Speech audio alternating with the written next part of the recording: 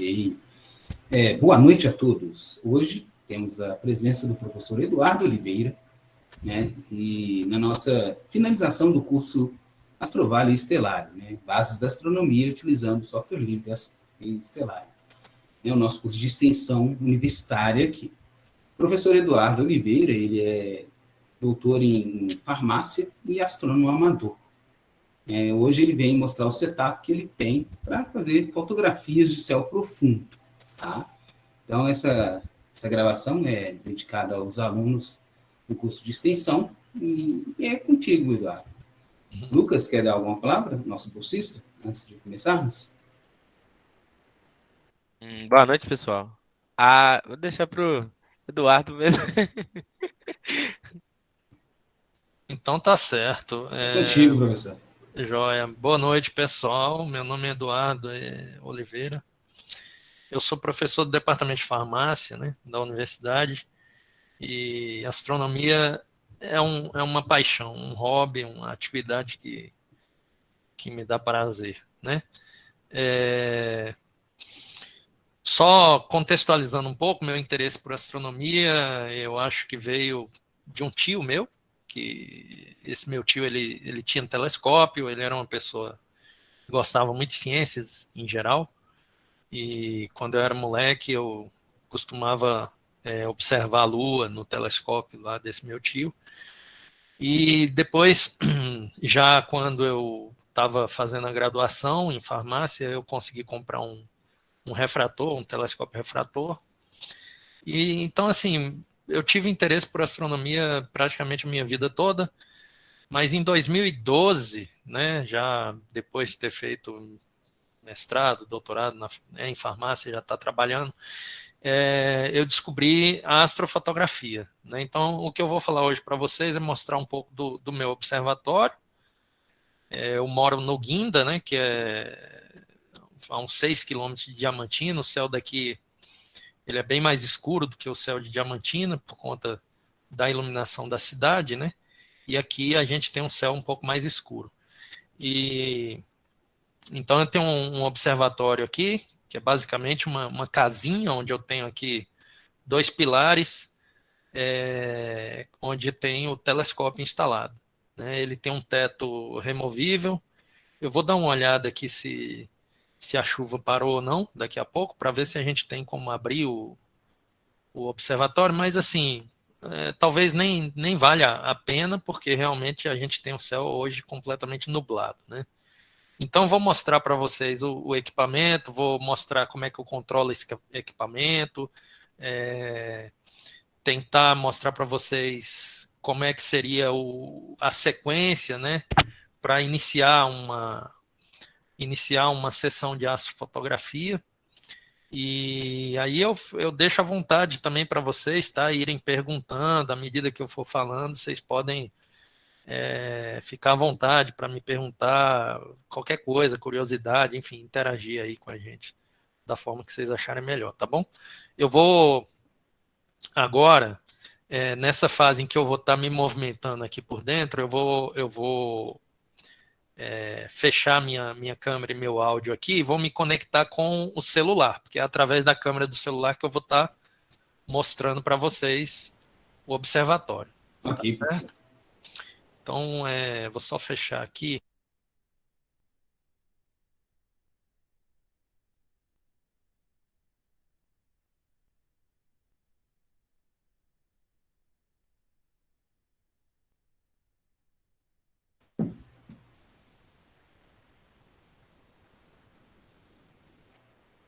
Está sem áudio. E agora, estão me escutando? Sim. Escutando Beleza. e vendo. Então,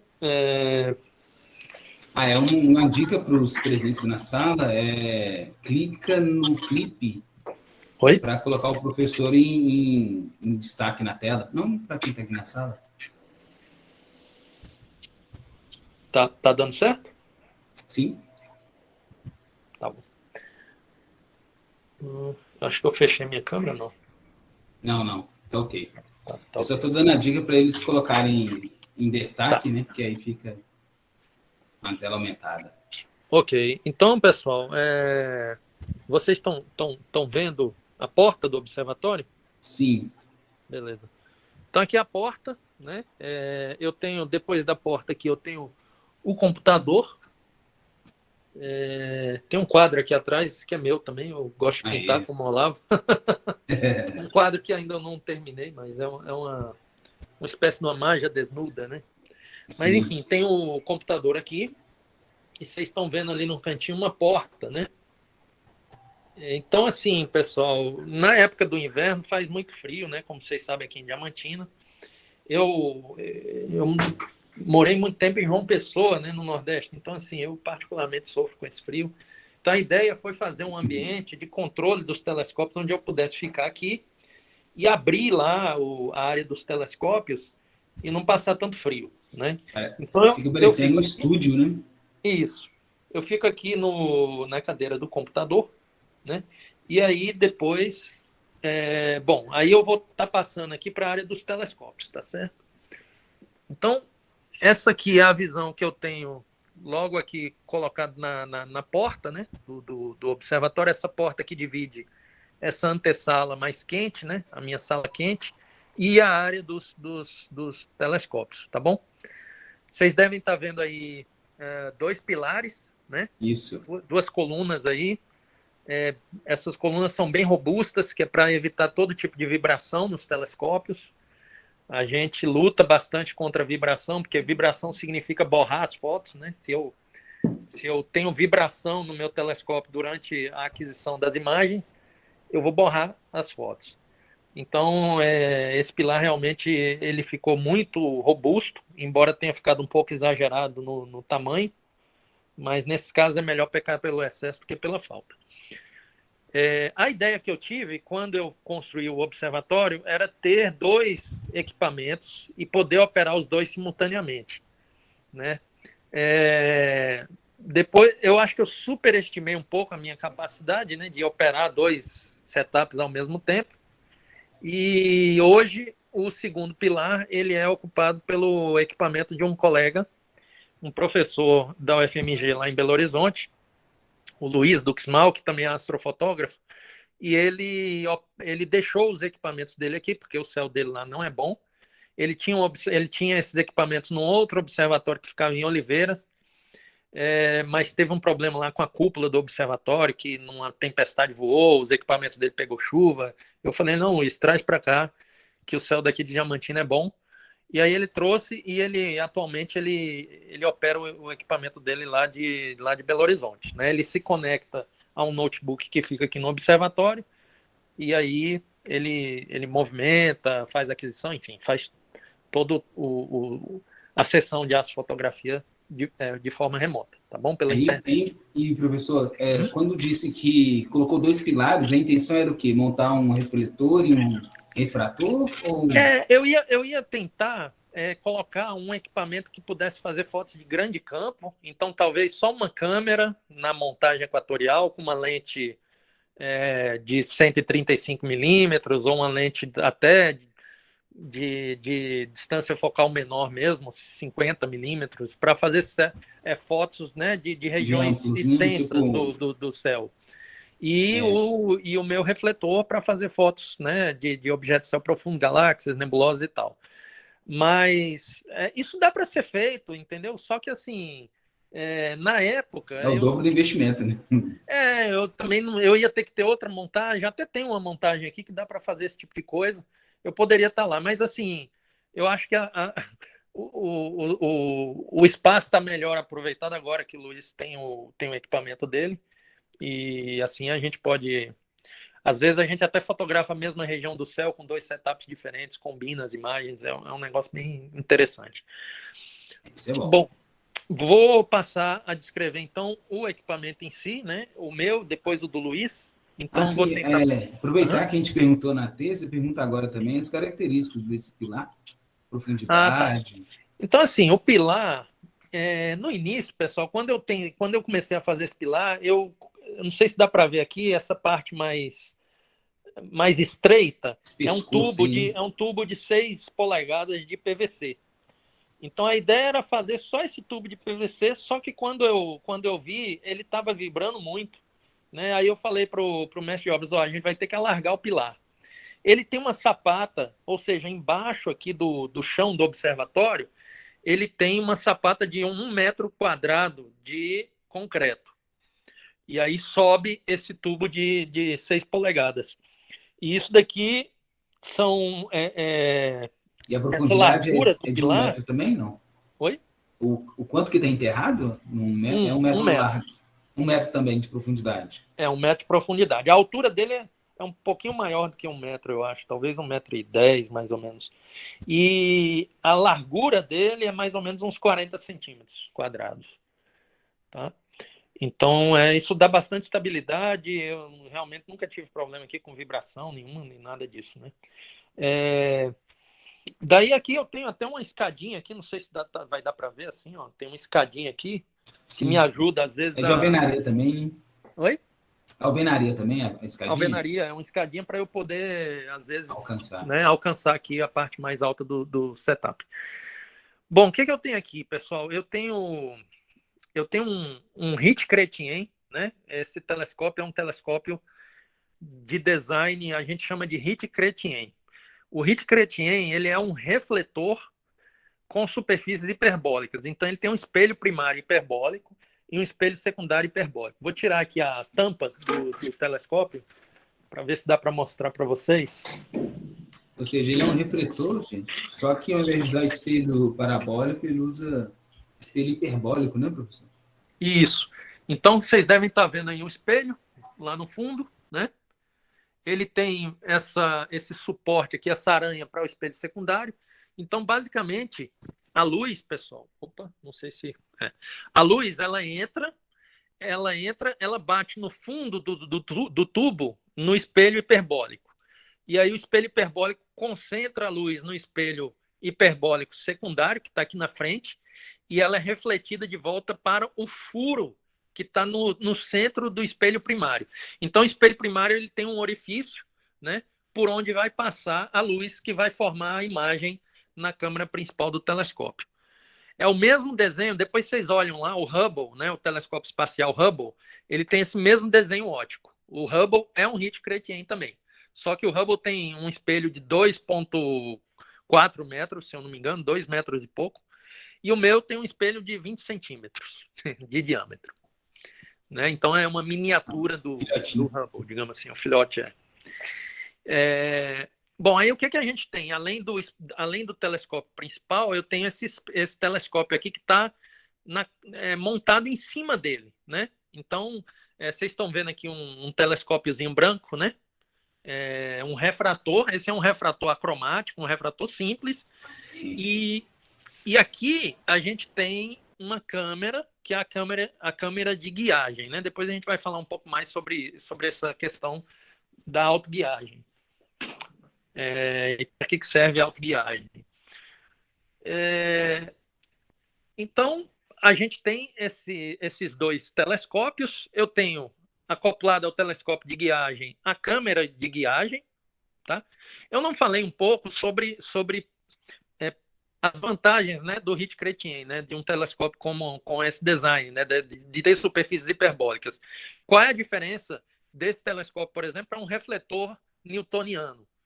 A diferença é que, por ele ter espelho hiperbólico, ele não tem um tipo de aberração óptica chamada de coma. Né? O coma é quando os raios, né, que são refletidos pelo espelho primário e vão ser focalizados no espelho parabólico, né, ele não faz essa focalização de forma perfeita, tá? Por todo o campo, né, da imagem que vai se formar. Então, o efeito prático disso, como é que a gente observa o coma na prática?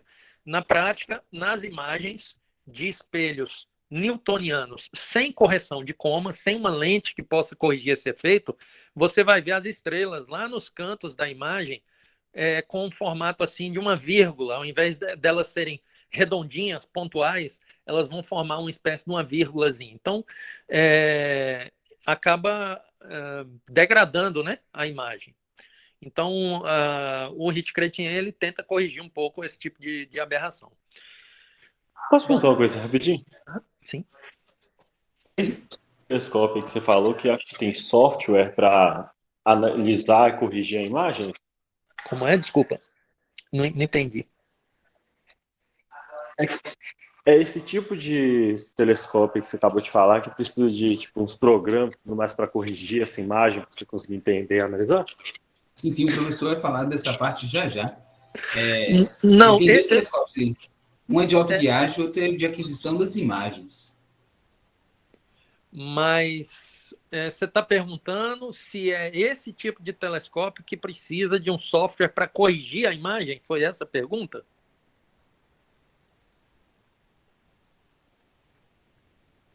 Alô? Eu entendi que sim. É isso, Augusto? É porque também o áudio dele estava cortando. Eu não sei se foi isso que eu entendi. Isso Mas, mesmo, enfim, professor. esse telescópio, ele não precisa de um software para corrigir a imagem.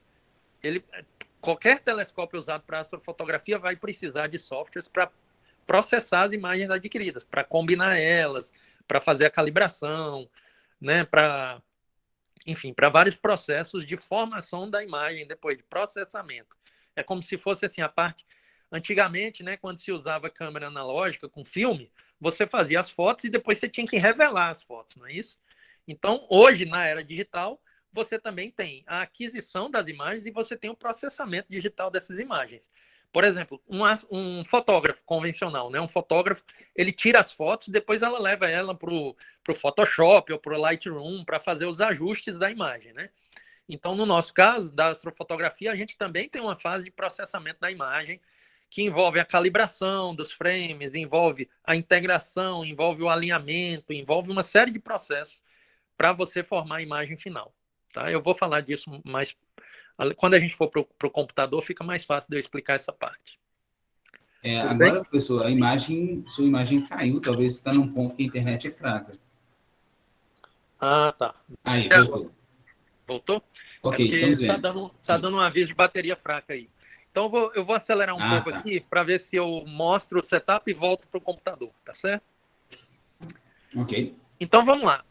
Então, além do telescópio de guiagem, eu tenho o telescópio principal aqui. O telescópio principal ele tá com uma câmera astronômica, uma câmera que é a câmera que vai fazer a imagem principal do objeto que eu estou querendo fotografar. Essa câmera ela tem um sistema de resfriamento do tipo Peltier, então eu posso resfriar o sensor e diminuir o ruído térmico da imagem.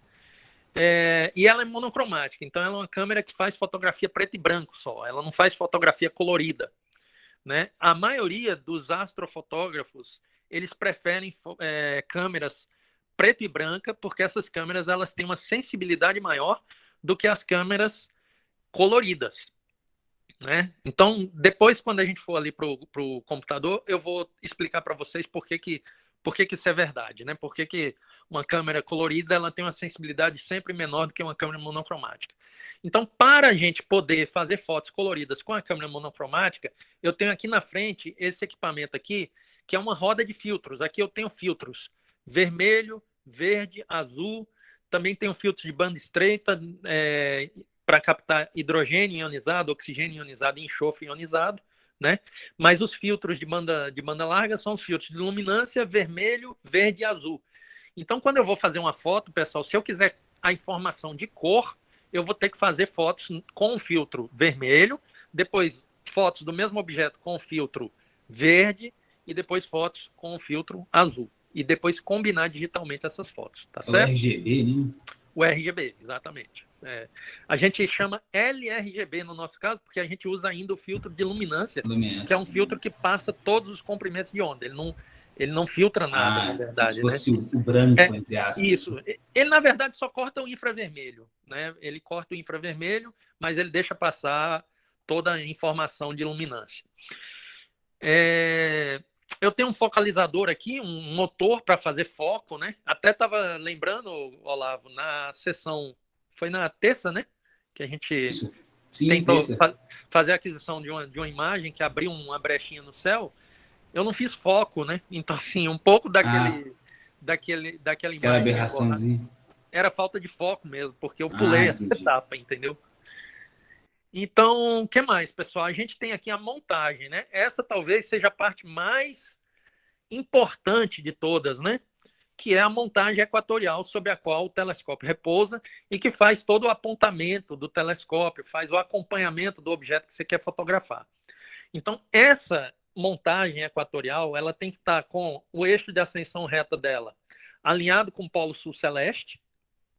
E essa é uma das grandes vantagens de ter um observatório, um local fixo para você colocar o seu equipamento, porque você não tem que ficar refazendo o alinhamento polar todo dia que você monta o seu equipamento, né? Ele está alinhado aqui com o eixo polar, o eixo sul, né?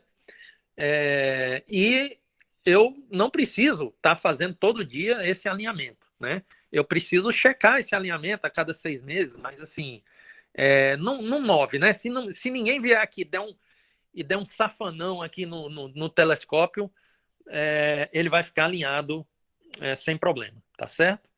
Então, vocês estão vendo aqui uma série de cabos, esses cabos vão para um hub USB, né? Então, a maioria dos periféricos, ou seja, a câmera de guiagem, a roda de filtros, a câmera principal e a montagem estão conectadas aqui nesse hub USB, e do hub USB vai um cabo apenas lá para o computador, tá?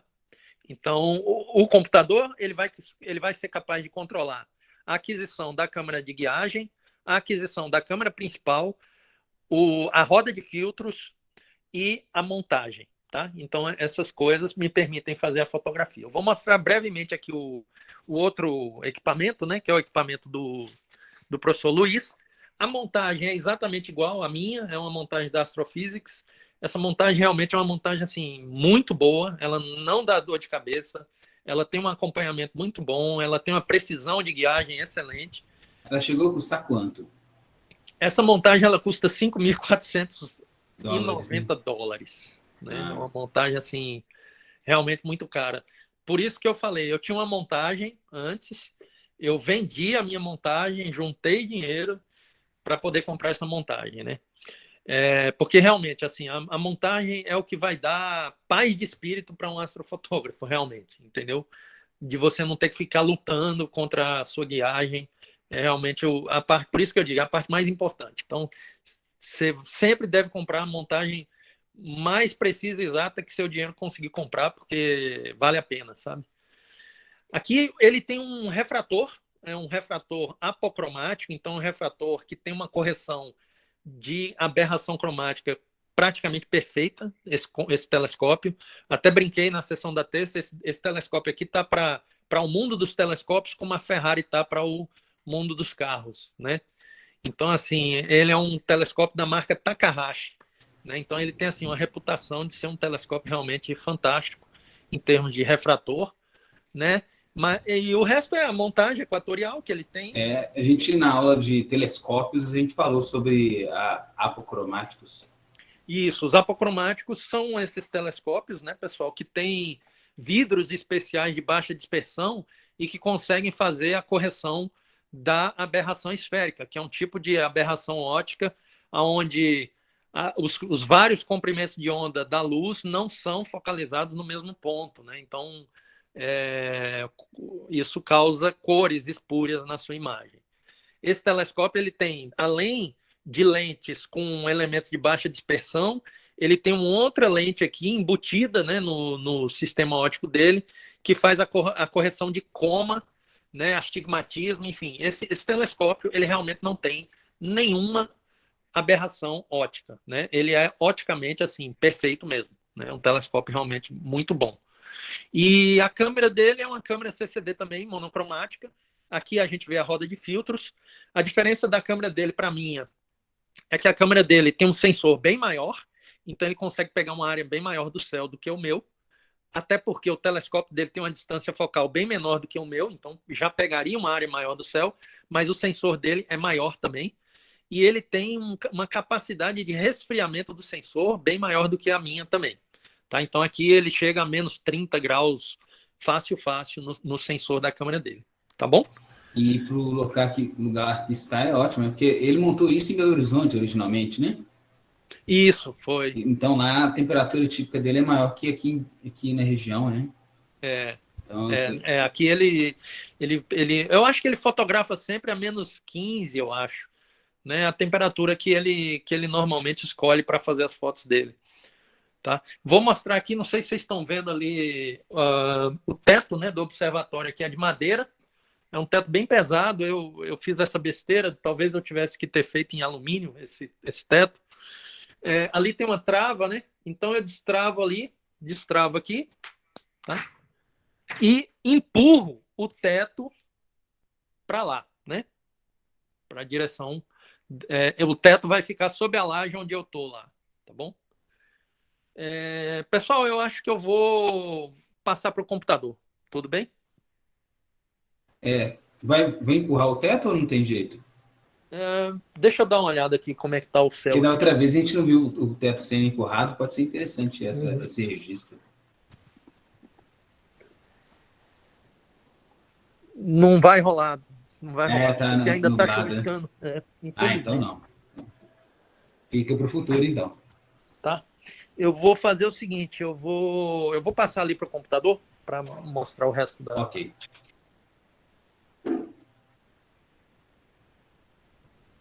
Aos chegantes aí, bem-vindos. Hoje o professor está mostrando o setup astronômico que ele tem aí. Ele faz fotografia de céu profundo.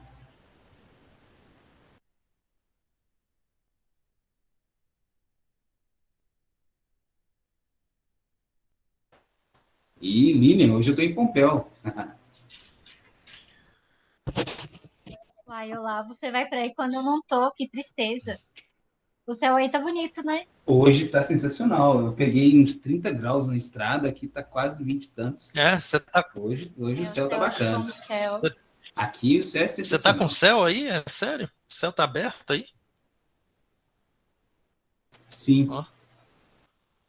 Então, bom, pessoal, com relação ao equipamento, né, que eu tenho aqui, é esse. Deixa eu ver se teve alguma coisa que eu iria falar. Ah, tá. Em relação a essa questão da autoguiagem, né, não sei se todo mundo entende exatamente a necessidade disso. A gente falou por alto nas aulas anteriores. Tá. Então, olha só, pessoal, quando a gente vai fotografar objetos de céu profundo, como galáxias e nebulosas, esses objetos são muito tênues, eles têm muito pouco brilho, né? Então, a gente precisa fazer exposições muito longas, ou seja, a gente precisa deixar o sensor da câmera receber os fótons, né, a luz que está vindo desses objetos, por muito tempo, né? Então, muito tempo é quanto? Geralmente a gente faz fotos de 3 minutos, de 5 minutos, né? E lembrem-se que a gente está usando um telescópio. Então, você está se aproximando do objeto. Qualquer trepidação, qualquer erro no acompanhamento do objeto, porque a sua montagem equatorial, qual é a função básica dela? Ela é acompanhar, se mover na mesma velocidade que o movimento aparente do céu, né? O céu tem um movimento aparente, os astros nascem no leste e se põem no oeste. Então, se eu vou fotografar uma galáxia que está aqui no leste, eu vou fotografar ela durante 5 minutos. Durante esses 5 minutos, a minha montagem vai ter que estar acompanhando aquele objeto na mesma velocidade, né? Para quê? Para eu não ter uma imagem borrada. Se eu simplesmente tentar fazer a foto do objeto com o telescópio parado, eu vou ter borrões de estrelas, eu vou ter o borrão do próprio objeto mesmo, né? Então esse acompanhamento ele tem que ser absolutamente perfeito. E acontece que por mais top de linha que seja a sua montagem equatorial, a montagem equatorial ela vai se basear em polias, ou o movimento dela vai envolver engrenagens, ou seja, vai envolver elementos mecânicos que vão ter um erro associado, né? Quando você usina uma engrenagem, né, essa engrenagem ela não sai 100% perfeita. Por mais pequena que seja a tolerância dos seus instrumentos, você vai ter ali um erro, que a gente chama de erro periódico, E pelo menos esse erro periódico tem que ser compensado. Além do erro periódico, tem a questão da turbulência atmosférica, tem uma questão, vários outros fatores que fazem com que a sua imagem ela tremule, digamos assim, no sensor da sua câmera. Então, para que serve a autoguiagem? Vocês viram que eu tenho um outro telescópiozinho ali conectado a uma câmera, que é a câmera de autoguiagem. O que ele faz, né? Eu aciono aqui um software e faço uma imagem da minha câmera de autoguiagem. A câmera de autoguiagem ela está fotografando uma área do céu próxima à área que a minha câmera de imagem principal está fotografando. E aí eu monitoro o movimento de uma estrela de guiagem. Eu escolho uma estrela naquela região e a minha câmera ela vai ficar monitorando o movimento dessa estrela. Se a guiagem estiver perfeita, se esse acompanhamento estiver perfeito, obviamente que essa estrela não vai sair do pixel em que ela se encontra. Ela vai ser primeiro feita a imagem daquela estrela em um determinado pixel do sensor e ela vai permanecer naquele pixel o tempo inteiro. Só que isso não acontece, né? Se acontecesse, a gente não precisava desse recurso. O que acontece é que essa estrela de guiagem ela vai ter pequenos deslocamentos. E qual é a ideia do sistema de autoguiagem? Cada vez que a estrela se deslocar um pouquinho no sensor da câmera de guiagem, por exemplo, vamos supor que ela se deslocou para cima. Aí o software manda um pulso para a minha montagem para compensar esse movimento da estrela que foi para cima e levar a minha montagem para cá para recolocar a estrela no centro. Então, o tempo inteiro, esse software está mandando pulsos de correção para a minha montagem para fazer com que esse acompanhamento seja realmente perfeito. Tá? E eu não tenha degradação da minha imagem, né? As estrelas não fiquem mais bolotonas, né? Do que elas precisam, enfim, que a minha imagem saia mais perfeita possível. Não sei se deu para vocês entenderem mais ou menos a ideia. Se não, eu posso tentar explicar de outra forma. Mas, basicamente, a autoguiagem serve para melhorar a qualidade do acompanhamento do objeto que você está querendo fotografar. Ficou claro, sim. Alguém tem alguma dúvida? Vocês entenderam? Vocês lembram que quando a gente tira uma foto do céu sem guiagem, faz aquela foto de rastro, né? Você lembra que a gente viu até uma foto do hemisfério sul, que vê todo o céu girando em torno de um espaço no céu, e o hemisfério norte, e o céu todo girando em torno de uma estrela, que é a estrela polar. O que o professor quer é evitar esse efeito, né? Então, o que acontece? Se o sistema de guiagem não estiver eficiente, então você vai ver pontos, né? Você vai ver riscos no lugar de estrelas no céu. Ele quer eliminar esses riscos. Ele quer garantir que tanto o telescópio quanto a guiagem estão indo junto com o objeto que ele está fotografando. Exatamente. Deixa eu ver se eu acho aqui alguma imagem aqui para ilustrar isso.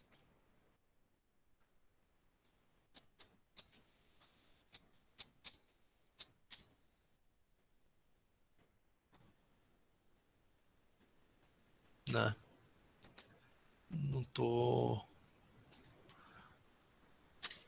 Foi só falar que o céu aqui tá bom que começou a chuviscar, professor. Ó. Então não estava tão bom não, hein? Olha só, pessoal, eu posso compartilhar minha tela aqui com vocês? Pode sim, professor. Então, desde que eu entrei aqui na palestra, andou fechando. Foi, que você não estava olhando para o céu.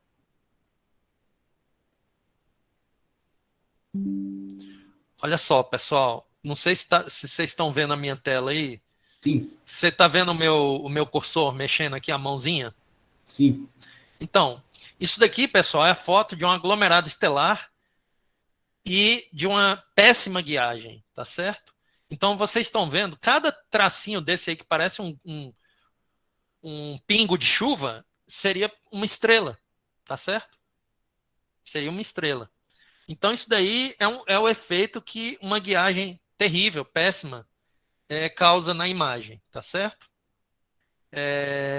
Deixa eu ver aqui se eu tenho... Olha só. Não, aqui não.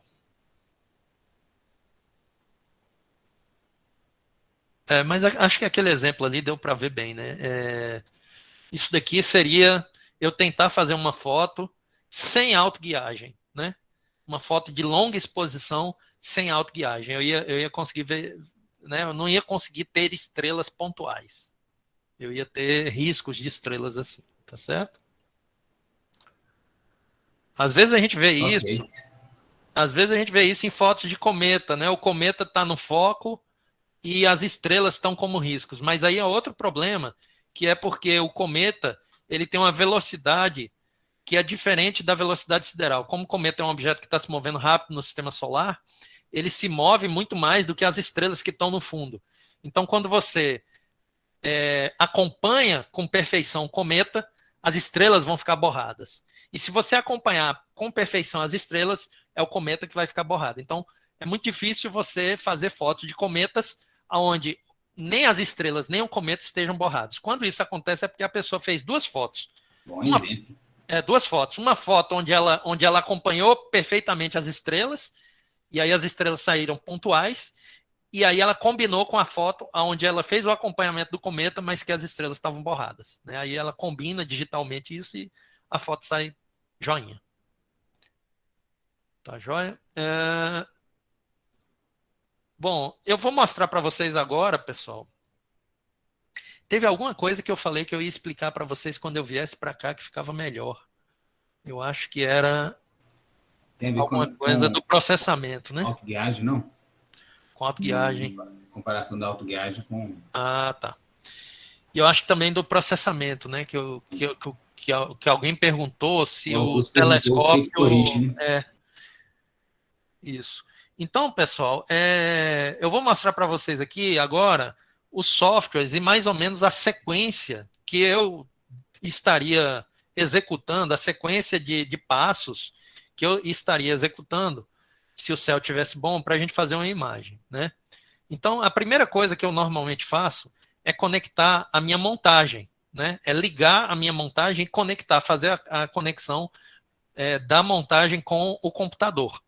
Então, eu tenho aqui um software que é próprio para essa montagem, né?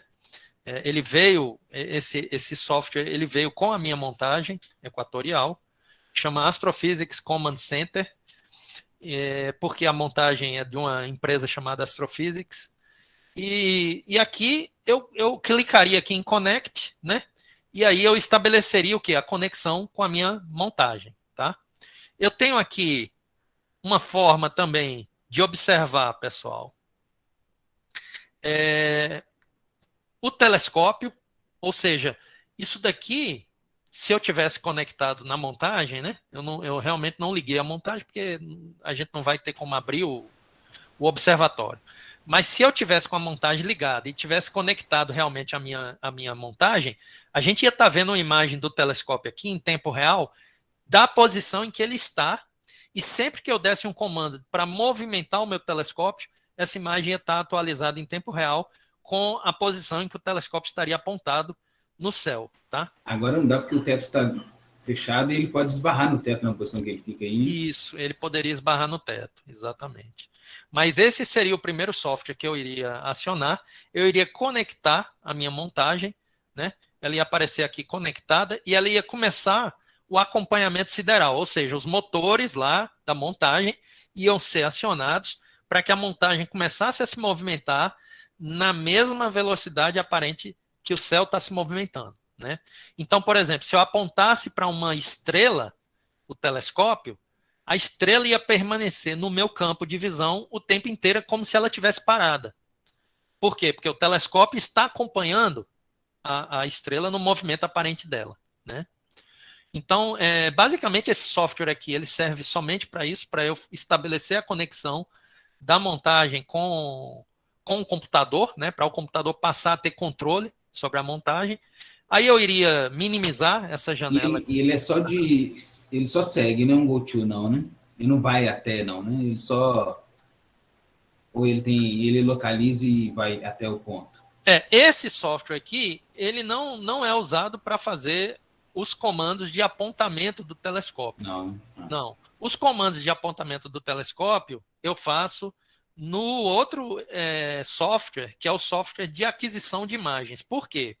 Porque o apontamento do telescópio ele vai ser confirmado por imagem, né? Então, o que acontece? Vamos supor que eu esteja apontando meu telescópio para para Orion, né? Essa semana, Orion, esse mês, Orion tá. isso, para Orion, né? Para a nebulosa de Orion lá. Então, M42. Então, eu pego as coordenadas, né, em ascensão reta e declinação de Orion, né, as coordenadas equatoriais. Normalmente eu faço isso como, pessoal? Eu abro um programa que vocês vão reconhecer como sendo muito parecido com o Estelário. É um planetário, um programa planetário também, como é o Estelário. Esse chama Cartas do Céu. Cartas do Céu. Acho que é francês. Desculpa, mas significa Cartas do Céu. Então, esse céu que a gente está vendo aqui, pessoal, é o céu de hoje, né? O céu de agora. Então, quando eu clico aqui no reloginho, ele me dá uma atualização do céu que eu tenho aqui no momento, né? Então, se eu fizer uma busca aqui por M42, que é... O professor já fez experimentação com Estelário nesse momento? Qual a dificuldade que foi enfrentada? O Stellarium, ele não tem uma conexão, uma conectividade tão boa quanto o Cartas do Céu com as montagens. Tá? Então, assim, se a montagem ela é Ascom, e essa minha montagem, hoje ela tem um drive Ascom, talvez seria muito fácil hoje eu usar o Stellarium. Mas quando a montagem não tinha um drive Ascom, a comunicação da montagem com o programa com o Stellarium, ela era impossível de ser feita. Tá? Então, eu comecei usando Cartas do Céu. Hoje, se eu quisesse migrar para o Stellarium, provavelmente ia ser fácil. Por quê? Porque o driver Ascom é o quê? O Ascom é um padrão, pessoal, de astronomia. Deixa eu até colocar aqui para vocês verem. Ele comentou que é o idioma das máquinas aí Isso. Da astrofotografia. Ascom, né? Ascom Astronomy. Deixa eu botar assim, porque tem outras siglas Ascom. Então, aqui, ó, Ascom, Standards for Astronomy, tá certo? Então, qual é a ideia aqui desse padrão, né, do padrão Ascom? O padrão Ascom é como se fosse um padrão de comunicação entre periféricos, como se fosse, por exemplo, o USB, padrão USB. Lembra quando a história do plug and play surgiu, né? A história do plug and play surgiu por quê? Para facilitar a vida do usuário. Você ia instalar uma impressora, e aí você tinha que baixar um driver da impressora, do site do fabricante, não sei o que e tal. Então, os equipamentos plug and play são aqueles que você pluga lá na USB, ele reconhece que aquilo ali é uma impressora, e ele já instala o drive da impressora, ou pega o driver do Windows nativo para aquela impressora. O Ascom é uma coisa parecida para astronomia. Então, por exemplo, o fabricante de uma câmera astronômica, ele vai vender aquela câmera astronômica com o driver nativo daquela câmera, mas com o driver Ascom também. Por quê?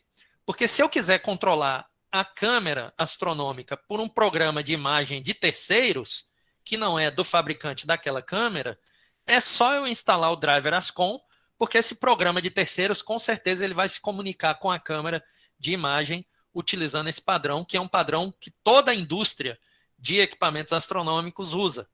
Né? Então, a minha montagem ela consegue se comunicar facilmente com o Stellarium. Por quê? Porque o Stellarium é um desses programas que reconhece esse padrão de comunicação Ascom. Tá? Então, isso é bem legal.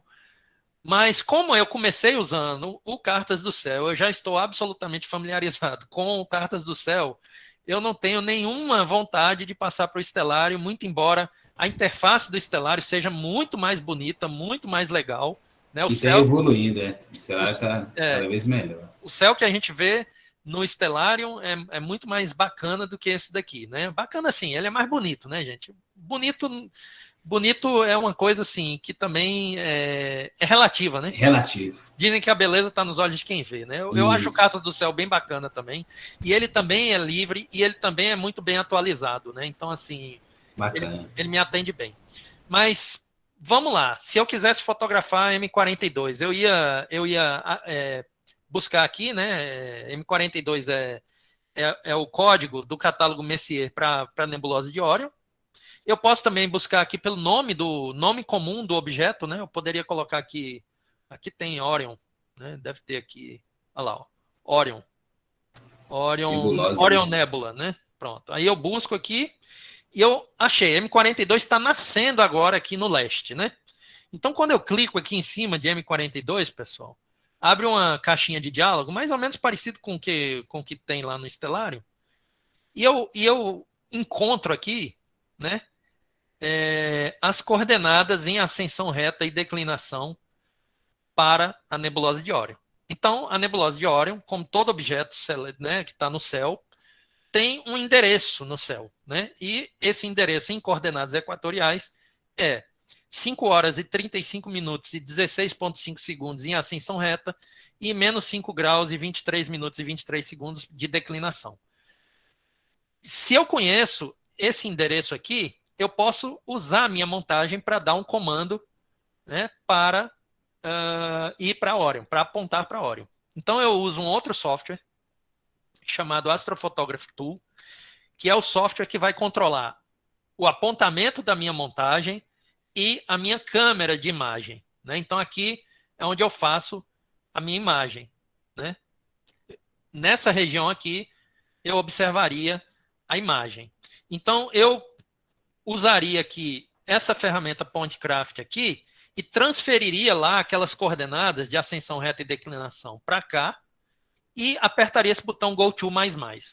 Aqui, isso aqui é uma coisa bem legal, pessoal, porque assim, ó, o Go To, né, quando a gente fala assim, tal montagem equatorial, ela tem essa funcionalidade de Go To. O que a gente quer dizer? A gente quer dizer que essa montagem equatorial, ela é computadorizada. Ou ela tem um banco de dados interno com os objetos, ou ela pode se conectar a um programa planetário para você emitir comandos de Go To. Go To significa, em inglês seria ir para, né? Go To, ir para.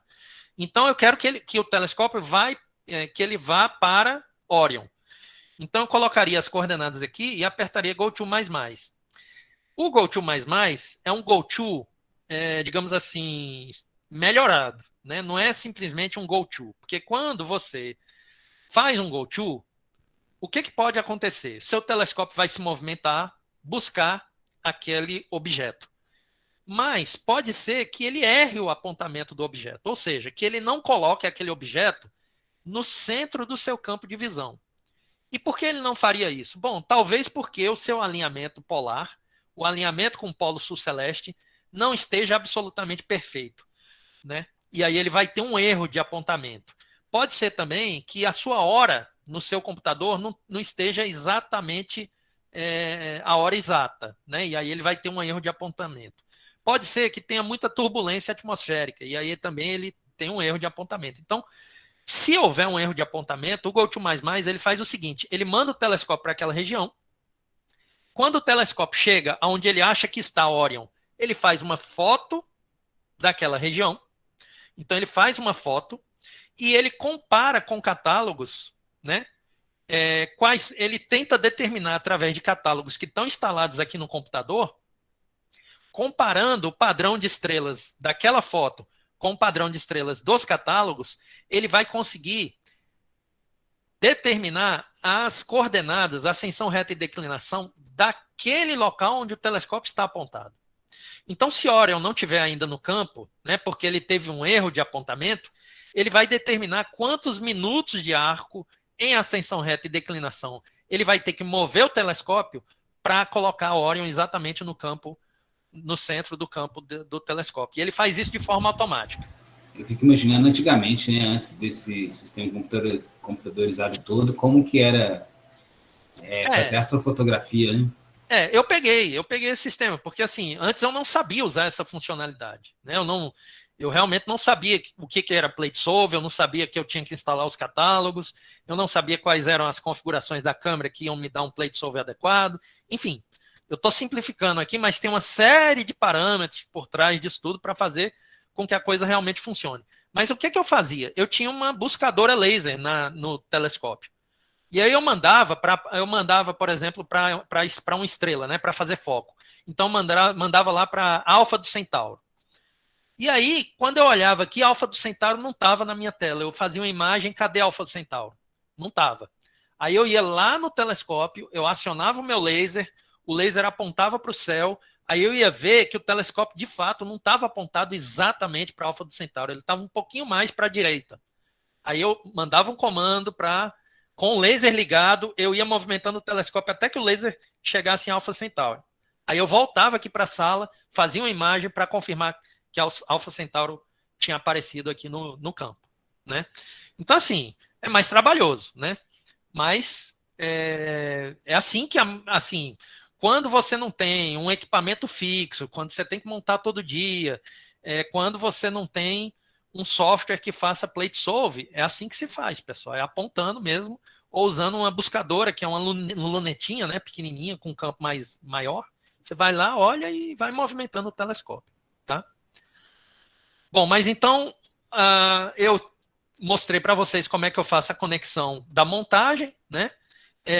Aqui nesse software, eu também me conecto ao telescópio, eu clico aqui em Connect Scope para ele se conectar ao telescópio.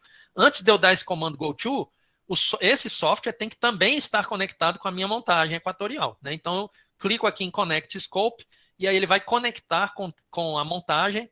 Eu também faço a conexão aqui com a roda de filtros para eu controlar qual é o filtro que eu quero utilizar para fazer cada imagem, né? E aqui eu posso programar, pessoal, as aquisições, né? Quantas imagens eu quero daquele objeto e com cada filtro. Eu posso fazer toda uma sequência de imagens aqui. Então, eu posso dizer para o software o seguinte, ó, faça 30 imagens de 5 minutos no filtro de luminância. Depois disso, faça 10 imagens de 5 minutos no filtro vermelho, 10 no filtro verde, 10 no filtro azul. Então, eu construí toda a minha sequência de imagens. Quando eu clicar aqui em Start, ele vai começar a fazer essas imagens aí, tá certo? Então, com esse software aqui, o Astrophotography Tool, eu basicamente controlo o apontamento da minha montagem, eu enquadro o objeto que eu quero fotografar no meu campo, né? Porque, por exemplo, vamos supor que eu esteja fotografando uma galáxia, um campo que tem 2 galáxias, né? Então eu quero colocar uma galáxia aqui nesse canto, outra galáxia aqui nesse outro canto aqui, né? Então eu posso movimentar meu telescópio da forma que eu quiser também, para que uma galáxia fique numa extremidade do campo, a outra galáxia fique aqui na outra extremidade, né? Se elas couberem as duas aqui no campo, né? Então, feito isso, uma vez que eu localizei meu objeto, que eu centralizei meu objeto do jeito que eu quero, eu posso iniciar a minha sequência de imagens, né? E só uma observação, a tela está avermelhada assim, que é um dos recursos que a gente viu também no Estelário, né? Para quando você está em um ambiente escuro e a luminosidade não atrapalhar a sua retina, né? Você não ficar meio cego com a luminosidade da tela e nem atrapalhar a sua observação também. Exatamente, exatamente. Bem lembrado, Olavo. Normalmente, quando eu fico aqui, eu apago todas as luzes externas, né? Lógico, assim, eu apago a luz da minha varanda, eu apago a luz da garagem, eu apago a luz daqui dessa sala que eu tô, né? Vocês estão me vendo aqui, mas porque a luz está acesa. Enfim, quebra a lâmpada do vizinho.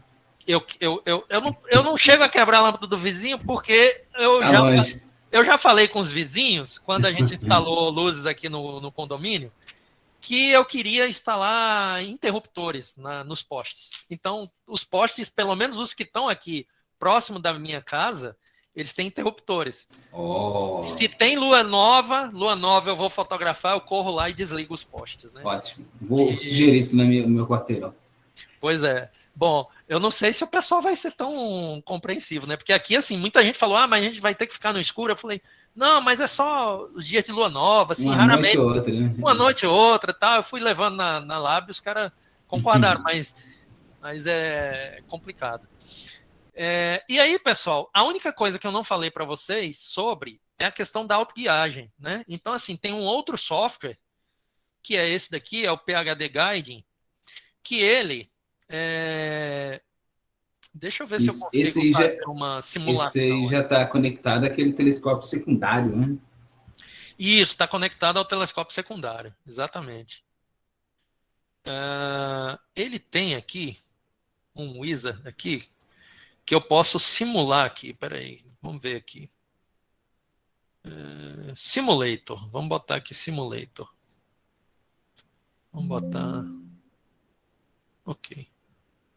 Vamos criar um perfil aqui com Simulator.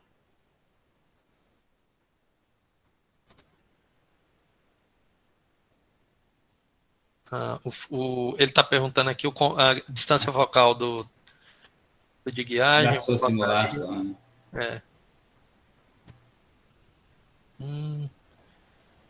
Vamos botar aqui pixel size. Vou botar aqui 2. Vamos lá.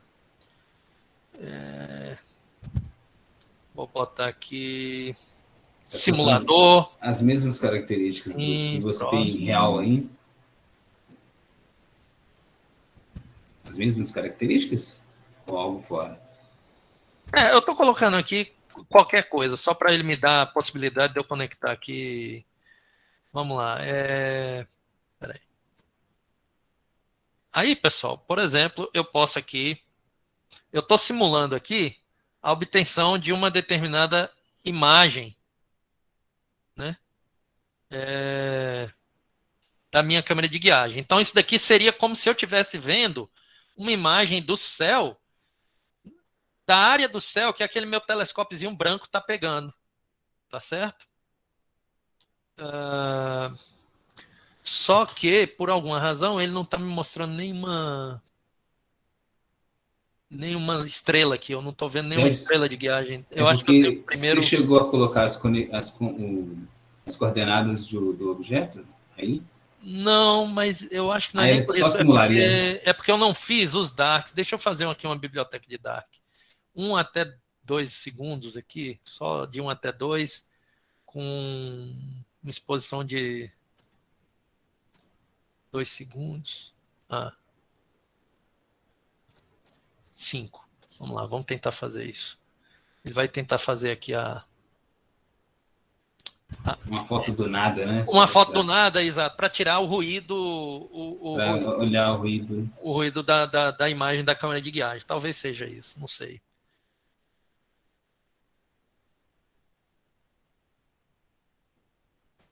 Aproveitando quem está na sala aí, o que vocês estão achando? Vocês têm alguma dúvida? Curiosidade? Daqui a pouco o professor vai mostrar as sessões de fotos. Então, isso daqui, pessoal, é como se eu estivesse vendo o céu. Qual é essa imagem? Essa é a imagem da minha câmera de guiagem, que é aquela câmerazinha pequena que está acoplada ao telescópiozinho pequeno. Então, isso daqui, pessoal, é uma estrela, tá? Isso aí que eu botei é uma estrela. E aí eu posso começar a fazer uma guiagem. Ou seja, o que está acontecendo agora? O que está acontecendo? Bom, agora ele tá calibrando, né? Ele está fazendo um processo de calibração. O processo de calibração é só para ele determinar para que lado, qual é a polaridade do pulso que ele vai ter que dar para movimentar a montagem para norte, sul, leste, oeste. Tá? E o tamanho da estrela também. Isso. Então, ele está determinando aí para onde é o norte, para onde é o sul, para onde é o leste, para onde é o oeste. Quando ele terminar esse processo de calibração, ele vai começar a autoguiagem propriamente dita. O que é a autoguiagem? É o monitoramento da estrela para fazer com que essa estrela fique sempre no mesmo pixel. Se ela se desviar,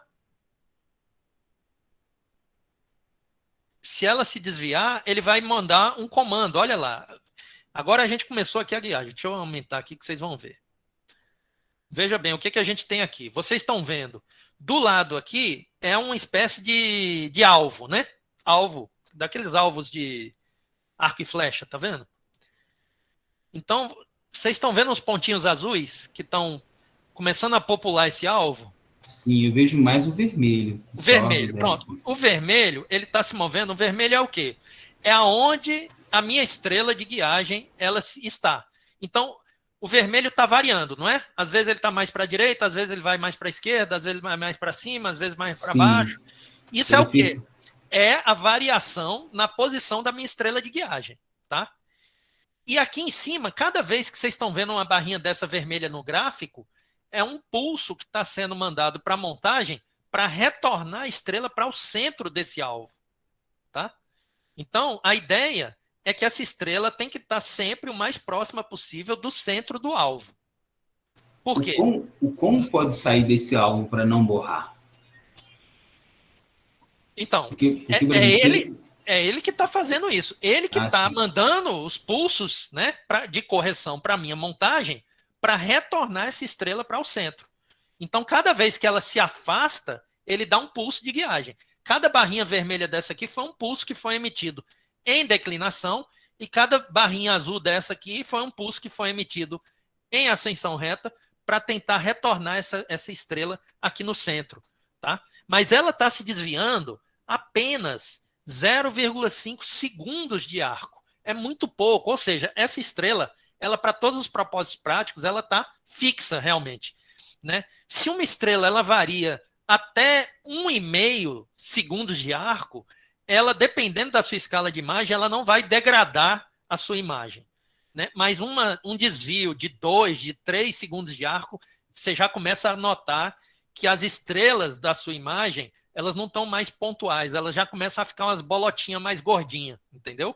O efeito de uma guiagem ruim é que as suas estrelas elas não vão estar pontuais, elas vão estar gordinhas, tá? E elas vão ficar cada vez mais gordinhas quanto pior for a sua guiagem. Até o ponto de que elas não vão estar mais gordinhas, elas vão estar riscos, né? Se a guiagem for absolutamente péssima, né? Tá certo?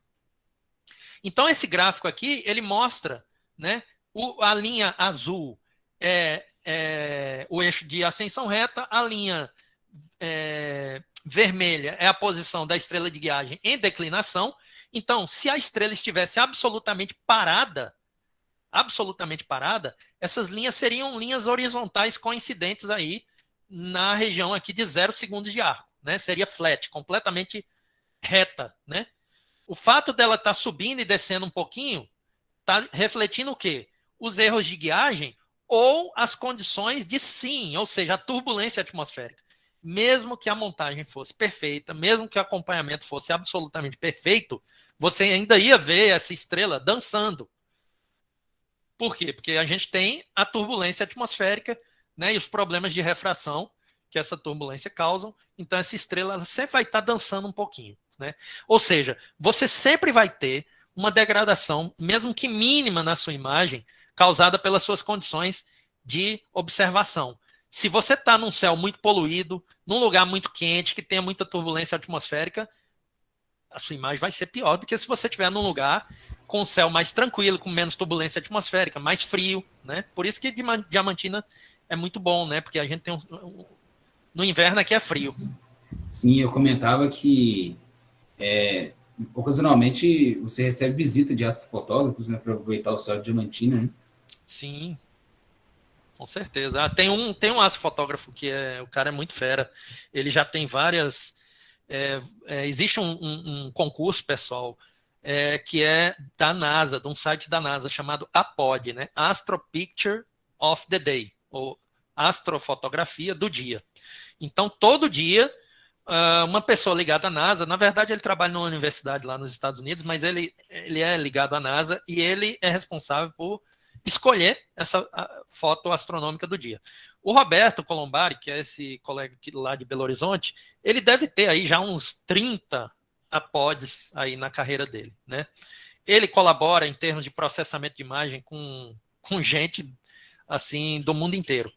E ele é doido para vir fotografar aqui, e assim, já tinha até combinado, mas aí veio a pandemia, mas ele gosta muito de astrofotografia e é apaixonado. Ele, inclusive, como ele é engenheiro de sistemas, ele desenvolveu um software como esse Astrophotography Tools que eu mostrei para você. O software dele chama FAST de rápido, FAST, e ele faz tudo, faz o controle da montagem, faz plate solve, e ele que desenvolveu tudo nesse software, né? Achei assim, realmente... Aí, nicho de mercado aí, galera. Vocês podem fazer unificação de softwares aí que vocês... Esses 3 ferramentas para fazer uma tarefa de vocês, a ideia fica aí, criar um software que faça as 3 tarefas. Um só. Exatamente. Bom, aqui a autoguiagem. Então, pessoal, se eu estivesse fotografando, esse software ele ia estar rodando o tempo inteiro, tá? Por quê? Porque é ele que me garante que a minha estrela vai permanecer no campo e não vai borrar a minha imagem. Então, eu ligaria ele aqui, faria essa calibração, escolheria uma estrela de guiagem, iniciaria ele, e aí eu só iria minimizar aqui e iria voltar e iniciar a minha sequência de imagens aqui. Pronto. Aí, quando eu inicio a minha sequência de imagens, Se o céu estiver aberto, não tiver nenhuma nuvem, não tiver nenhum risco de chover, eu posso ir, inclusive, para casa, né? Entrar, ficar com minha esposa, porque, né? Aproveita, professor, e mostra algumas imagens que o professor já adquiriu. Se puder mostrar as fases iniciais, né? Tipo, primeira aquisição, segunda e ela completa, para a gente ver o processo. Beleza, eu vou abrir aqui, pessoal, um software que é outro software. Esse é de processamento de imagens. E é aqui que a gente faz a integração dos frames, ou seja, se eu fiz 10 imagens de 5 minutos, eu quero combinar essas 10 imagens de 5 minutos para virar uma, né? Então a gente chama isso desse processo aí de integração, porque na verdade é uma soma mesmo, né? Um integral acho que o processo matemático para fazer isso deve ser até integração, né? Deve ser um... Mas, enfim, aí, pessoal, eu vou mostrar aqui para vocês umas imagens aqui, desde a imagem, como ela sai da câmera até a imagem final processada. Então, vamos pegar aqui um exemplo aqui. Vou pegar essa aqui, a cor austral. Deixa eu ver se essa aqui tá legal. Essa é a predileta do Lucas. Ah, é? Coroa austral é a predileta do Lucas. Vamos ver aqui. Então, aqui eu tenho, por exemplo, essa imagem aqui, pessoal, que vocês estão vendo aí. Deixa eu aumentar ela aqui. Você está dando para ver aí. Sim, dá sim. Tá? O que acontece? Aqui é uma imagem de 5 minutos de luminância. Tá? Ou seja, o filtro de luminância é aquele filtro que eu falei para vocês, que ele apenas bloqueia a radiação infravermelha. O resto ele deixa passar entre aspas, o branco, né? O branco, né? O filtro transparente, digamos assim. É como se você tivesse só um vidrozinho ali na frente. Tudo bem, é um vidro especial para filtrar o infravermelho, mas ele deixa passar toda a informação de cor, né? Tudo está aí. Todos os comprimentos de onda estão aí, né? Então, vocês estão vendo aí, é preto e branco. Dá para ver alguma nebulosidade aí? Vocês conseguem visualizar? Por aqui, assim? Sim. Né? Então, tem uma nebulosidade aí, tem as estrelas. Dá para ver que aqui são 2 estrelas, né? Dá para ver 2... 2 spikes de difração, né? Isso. Que formam paralelos. Por isso que eu sei que são 2 estrelas, porque elas não estão resolvidas, mas os spikes de difração estão, né? Bom, então aqui é um filtro de luminância, né? Deixa eu pegar aqui, vou abrir para vocês agora. Vermelho, por exemplo, um frame aqui de colocou vermelho. Só o filtro red, né? Só o vermelho. Só o vermelho, só o filtro vermelho. Então, de novo, não parece a mesma coisa, né? Preto e branco, tá certo? Só, pessoal, que aqui está a minha informação em vermelho. Tudo que vai aparecer como vermelho na imagem final está representado nessa girada imagem. Também, né? Hã? Tá uma inversão vertical, né? Ah, verdade, ela tá invertida, né? Ela tá invertida, isso. É porque depois, né? Por que ela tá invertida? Essa é uma coisa bacana de dizer. É porque essa foto aqui, a primeira, foi feita quando o objeto estava de um lado do meridiano, e essa segunda imagem foi feita quando o objeto cruzou o meridiano, né? Então, ela aquela saiu... brincadeirinha que a gente fez com a Lua, vocês lembram? Na aula sobre a Lua, que a Lua vista o hemisfério norte, hemisfério sul. Isso. Camila? Não, eu falei que eu lembrava. Exatamente. Mas aí depois, quando você faz o processamento e faz o empilhamento dessas imagens, o próprio software, ele rotaciona as imagens, ele reconhece que essa imagem está invertida e aí ele faz isso para a gente. Tá? Então, o filtro vermelho, o filtro verde e o filtro azul vão ser exatamente iguais, tá, pessoal? Assim, vão ter poucas diferenças de informação. A gente vai ver tudo branco, né? Mas na hora que você empilha, o software fala, esse aqui é vermelho, então ele já pinta avermelhado na hora de combinar isso. Exatamente. Então, vamos pegar aqui uma imagem agora, que é a imagem que eu combinei toda toda a informação de luminância, tá? Então, por exemplo, se eu fiz 30 imagens de luminância, eu calibrei as 30 imagens de luminância e eu combinei as 30 imagens de luminância. Então, isso daqui é a minha imagem final de luminância, que vocês vão ver aí agora. Então, vocês podem comparar uma única imagem com... Peraí, deixa eu tentar... Tem bastante estrela atrás aí já, hein? Exatamente. Tem bastante informação que a gente não vê no frame único, né? Então, isso daqui, pessoal, A nebulosa é bem maior também. uma imagem só e várias imagens combinadas do mesmo filtro, né? Aí a gente está falando de filtro de luminância, tá? Então, isso daqui é uma exposição de 5 minutos, e isso daqui corresponde a várias exposições de 5 minutos integradas, combinadas digitalmente. Então, aqui são 5 minutos, aqui talvez sejam 2 horas, 3 horas de exposição. Então, a gente vê que já tem muito mais informação, né? E muito menos ruído, né, pessoal? Se a gente for ver também, essa imagem da esquerda, ela está muito mais granulada do que a imagem da direita. Talvez seja difícil para vocês verem aí na tela compartilhada. Talvez se colocar um super zoom aí, a gente começa a ver granulações. Aí, ó. Coloquei aí um zoom bem... do mesmo tamanho, dá uma granulação diferente. Isso, ó. 3:1 aí. Tá? Então, pessoal, a gente combina todas as imagens feitas com filtro de luminância, todas as imagens feitas com filtro vermelho, todas com filtro verde, todas com filtro azul. E depois a gente combina isso tudo para obter a foto colorida, que é essa daqui que eu vou mostrar agora para vocês.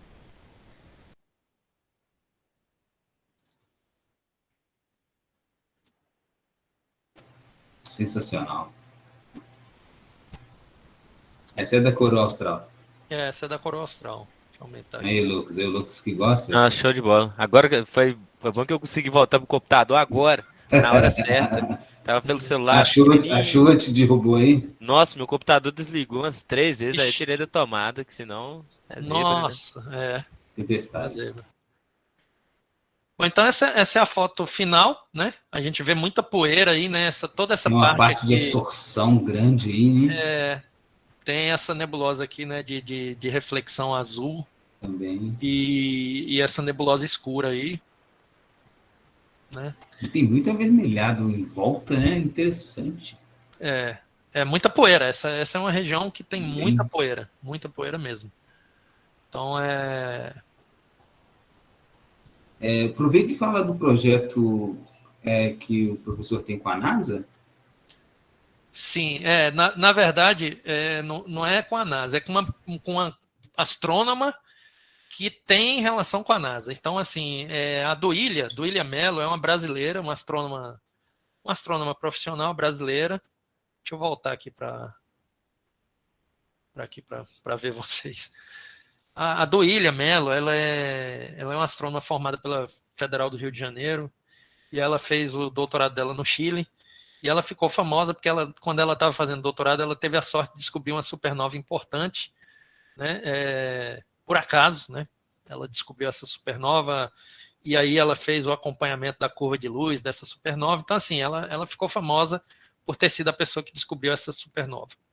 E aí ela foi trabalhar no pós-doutorado dela nos Estados Unidos, e ela acabou se envolvendo com o projeto do Hubble. Então, ela trabalhou, né, no Hubble. Ela foi uma das pessoas responsáveis por aquelas fotos icônicas do Hubble, como o Deep Field, né, aquela foto do Hubble que ele pega centenas de galáxias, né, num espaçozinho do céu onde praticamente não parecia ter nada, né? É aquele caso da cabeça de alfinete, né? No espaço da cabeça de um alfinete tinha aquele mundo de galáxias. Aquele mundo de galáxias.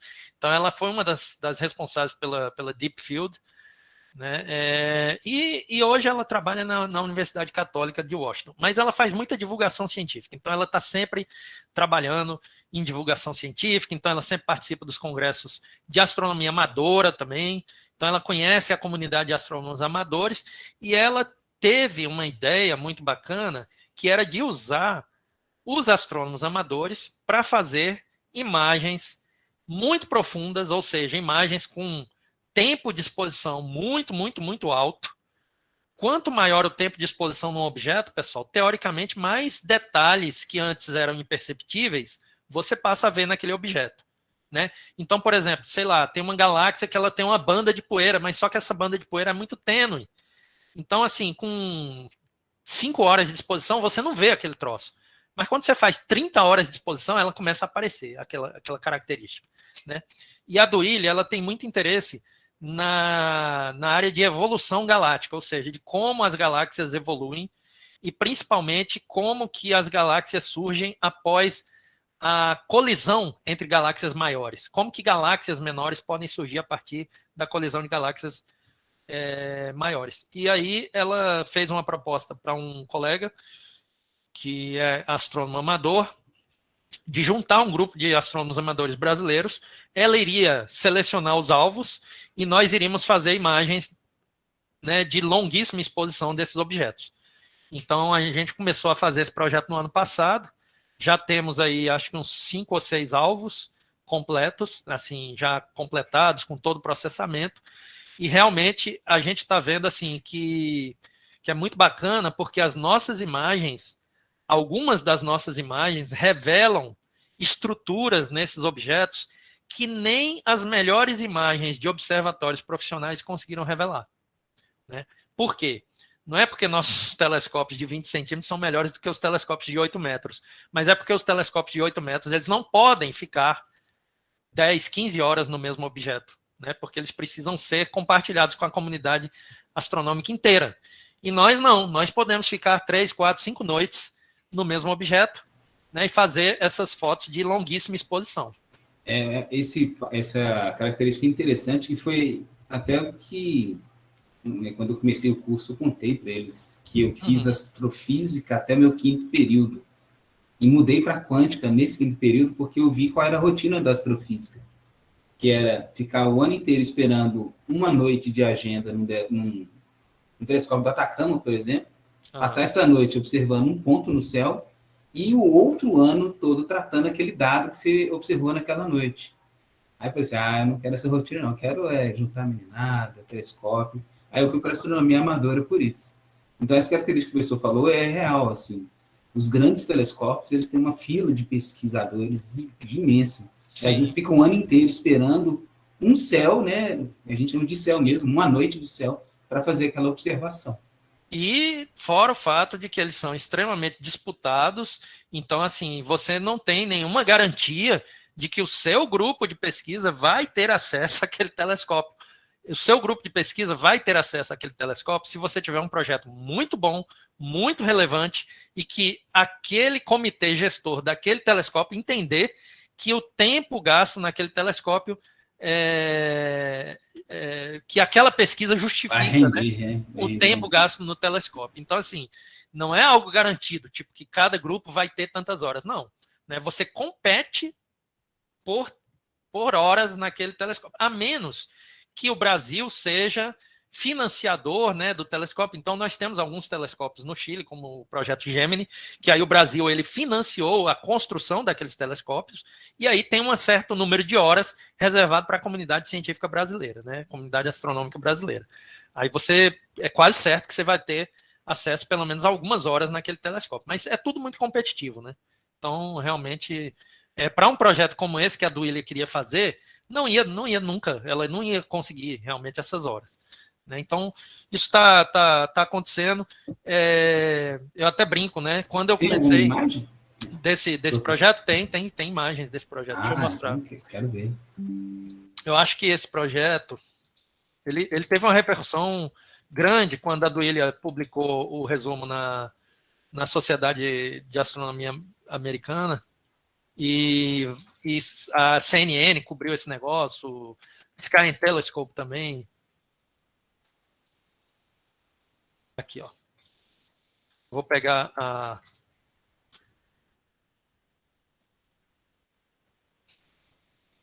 a Sky and Telescope, é uma revista, né? Mais voltada para a comunidade de astronomia amadora, né? Mas aqui eles falam, ó, astrônomos amadores revelam fusões, né, de galáxias há muito tempo atrás, né? Aí eles falam aqui, as imagens de 5 amadores brasileiros, as imagens de 5 amadores astrônomos amadores brasileiros, capturaram detalhes do nível do Hubble, né, em galáxias, permitindo aí o trabalho futuro em entender a sua história. Aí ele fala, quer se juntar ao projeto? Porque esse é um projeto que ficou aberto à colaboração de astrônomos no mundo inteiro, né? Então, a gente abriu, pessoas que tinham equipamento compatível e que podiam fazer imagens, se inscreveram. Então, a gente teve uma pessoa do Chile, teve uma pessoa em Israel, teve outro da Europa, teve um cara teve 2 nos Estados Unidos, teve um em Portugal. Então, hoje, esse grupo de astrônomos amadores, ele se ampliou um pouco, né? Mas essa imagem aqui, né, que está animada aí com essas conchas, foi uma dessas imagens que a gente fez de uma galáxia muito conhecida, que é Centaurus A, né? E a gente conseguiu, né, no processamento da imagem, revelar aí algumas características que ainda não tinham sido reveladas, né? Algumas conchas, né? Esses shells, essas conchas, não sei se dá para vocês verem na imagem mais granulada, aparecem umas ondulações, assim, umas ondulações, né? Essas ondulações são as tais conchas que são o resultado da fusão dessas galáxias e que dão, então, uma ideia de como que essas galáxias se fundiram para formar outras. Tá? Aqui também a gente fez esse outro objeto, que é o ARP 230, né? Para nós que somos astrofotógrafos e fazemos astrofotografia para obter imagens bonitas, esteticamente bonitas, essas imagens são bem feias, para ser bem sincero, né? Porque são imagens só em luminância, então você não tem nenhuma informação de cor, e as galáxias que a gente fotografa para esse projeto, geralmente elas são muito pequenas, elas aparecem no campo muito pequenininhas, né? Então, assim, não dá muito prazer na imagem em si, mas a gente sabe que a gente está contribuindo, de certa forma, para um entendimento, né, científico maior desses processos aí de fusão das galáxias. Tá? Mas é isso aí. Deixa eu mostrar, então, só uma outra imagem aqui para vocês, de Centauro A também. Isso, eu ia pedir para mostrar o Astrobin, uma exploração. Vou mostrar. Daqui a pouco. Beleza. Olha, essa é uma imagem de Centaurus A que eu fiz, né, dessa galáxia que estava ali, né? Vou aumentar aqui um pouquinho. Tá? Então, essa galáxia fica na constelação de Centauro. É uma fonte de rádio importante, ela. A gente acha que tem um buraco negro, né, supermassivo no centro dessa galáxia. E ela tem essa banda de poeira central aí, que é bem bacana, né? Dá para ver alguma coisa da estrutura interna dessa banda de poeira. Dá para ver também, né, tipos diferentes de estrelas, né? Estrelas mais jovens e mais quentes em azul, e as estrelas mais antigas e mais frias em laranja e mais avermelhadas. Tá? Então, isso aí. O sistema HR lá, né, gente? Mostrar aqui para vocês, então, a minha galeria no Astrobin. Astrobin é um repositório de imagens astronômicas. Eles conhecem, a gente ocasionalmente usa o Astrobin como referência das ilustrações, principalmente na aula de céu profundo, a gente usa bastante o Astrobin. Eu tenho algumas imagens aqui que foram premiadas nessa competição diária, né? Essa daqui foi uma que recebeu a foto do dia, né? Essa imagem aqui é de uma nebulosa na região da Vela, da constelação da Vela. Tá? Chama GAM 15, essa nebulosa. E é uma nebulosa, na verdade, não é nem porque a imagem realmente estava fantástica, não, mas é porque existiam muito poucas imagens desse objeto. Né? Só tinha, eu acho, uma outra imagem no Astrobin inteiro desse objeto. Né? E aí, como foi uma foto que realmente melhorou muito em relação à imagem que já existia, né? Mas já tem fotos bem mais bacanas do que essa aqui, depois da minha. Tá? Mas eu fiquei muito feliz, né, de receber esse... Ela é resultado de quanto tempo de exposição? Dá para ver por aí? Olha só, aqui tem a ficha técnica dela, ela é resultado de 7 horas e meia de exposição. Então, aqui, ó, 15 exposições de 5 minutos no filtro azul, 15 de 5 minutos no filtro verde, 40 de 5 minutos na luminância e 20 de 5 minutos no filtro vermelho. Aí, isso tudo combinado dá 7 horas e 30 minutos. Mais 40 fotos de 5 minutos de darks, 10 fotos para os flats e 70 para os bias, que são os frames de calibração. Né? São imagens que tentam corrigir defeitos da sua imagem principal. Bom, essa foi uma foto que eu tive. Obra de arte. Uma outra foto também que eu gostei muito de ter feito foi a Trífida, né? Essa nebulosa, pessoal, ela fica na constelação de Sagitário, tá? E ela tem essa nebulosa de emissão em hidrogênio ionizado e uma nebulosa de reflexão, que é essa parte vermelha, né? E essa nebulosa de reflexão azul, né? Que é oxigênio ionizado. Tá? E eu gostei muito dessa foto porque ela pegou bastante dessas bandas de poeira que estão circundando aqui, né, a nebulosa. Então, foi uma foto que eu gostei também. Deixa eu ver uma outra foto que eu gostei também de ter feito aqui. Eu gostei da minha lua também. Não é um equipamento muito bom para fazer lua, mas... eu já ia perguntar, eu vi a lua aí, tem algum planeta também, não? Não, planeta eu nunca fiz. Não. A lua, essa imagem é bem grande, porque ela tem uma resolução maior, mas está aí a minha lua. Salta da tela até aí. Parece 3D. É uma lua feita com uma câmera que não é uma câmera planetária, né? Essa câmera aqui, HY63M, é uma câmera para fazer objeto de céu profundo. Então ela não grava, porque o processo de obtenção de imagens de lua, de planetas, de objetos do sistema solar, ele é diferente do processo de captura de um objeto de céu profundo. Em céu profundo, você faz exposições muito longas. Nos objetos do sistema solar, como eles são muito mais brilhantes, né? Eles estão próximos, eles têm o reflexo da luz solar, eles são objetos brilhantes. Então você grava com o maior número de frames por segundo, né? Então você grava na maior velocidade que sua câmera tem. Então, por exemplo, se você faz uma gravação da Lua de 5 minutos e você usou 60 frames por segundo, vocês podem fazer aí a conta, 60 frames por segundo. Vão dar nos 3.600 vezes 5. Por minuto, vezes 5, vai dar mais de 15 mil imagens. 15 mil imagens da Lua. 18 mil, exatamente. E aí, o que você faz? Você coloca essas 15 mil imagens num software que ele seleciona, digamos assim, as 30% melhores imagens. Então, o próprio software tem um algoritmo que ele vai selecionar as melhores imagens. Ou seja, entre uma turbulência atmosférica e outra turbulência atmosférica, porque esse é um processo aleatório, tem uma janelazinha lá de céu quase perfeito, que não tem turbulência.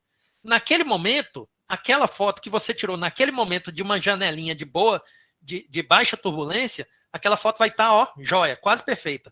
Aí ele seleciona aquela imagem e seleciona as 30% melhores. Então, quando você combina digitalmente isso, você vai ver uma lua com muito mais perfeição do que qualquer lua que você poderia ter colocando seu olho lá na ocular, entendeu? Então, o software, a computação, pessoal, é um troço muito poderoso, bem né? futuro, Muito né? poderoso. Só uma dúvida, assim, por favor. Por exemplo, se eu for tirar, quando é nessa coisa de planetas, mas no caso da Lua, os objetos, assim, que estão no céu, que tem muito lixo, assim, na atmosfera de foguete, assim, o software tira também, ou como é que é? Ou nem pega? Olha, às vezes o que acontece é a gente observar rastros de satélites nas fotos, né? Então, por exemplo, eu programei lá 10 fotos de 5 minutos. Na sexta foto de 5 minutos, passou um satélite no meu campo e riscou a foto assim, ó, de diagonal para diagonal. Houve aquele risco. O que vai acontecer? O software de processamento, ele tem um algoritmo lá que chama... Como se fosse reconhecimento de faces, né? Ele chama noise reduction, não é isso não. Deixa eu ver aqui, eu tô aqui com ele aqui. Vamos ver aqui, ó, processo de integração. Integration. Image. integration, image integration. A pixel rejection, ou seja, rejeição de pixel. O que ele vai fazer? Esse algoritmo de rejeição de pixel, ele faz o seguinte, ele analisa todas as suas imagens pixel a pixel. E ele vai ver, se tiver uma imagem em que o valor daquele pixel, de intensidade naquele pixel, for muito diferente das outras imagens, ele rejeita. Então, o que acontece? Quando passa um rastro de satélite, todos os pixels aonde aquele rastro de satélite foi registrado, ele tem um valor para aquele pixel que é muito diferente do valor das outras imagens. Porque vai estar claro, vai estar branco, né? Ele capturou ali como um rastro branco. Nos outros vai estar preto. Então, o valor de pixel naquela imagem que tem o rastro, naquele local do rastro, nos pixels aonde aquele rastro passou, vai ser muito diferente. Então, esse algoritmo de pixel rejection, ele simplesmente rejeita e aí você fica com a sua imagem limpa. Tá? Valeu, só mais uma dúvida. Assim. Teria de como tirar a foto de um objeto passando muito rápido, sei lá, tentar tirar a foto da estação espacial?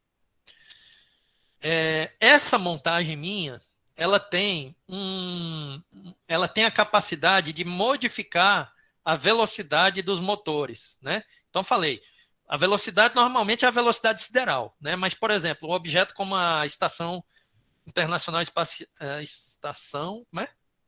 ISS, Internacional Espacial. Internacional Espacial, ou Hubble, por exemplo, eles estão numa velocidade muito mais rápida, né? Porque eles estão bem mais próximos da gente. Então, a ISS dos voltas, dá uma volta a cada 90 minutos na Terra.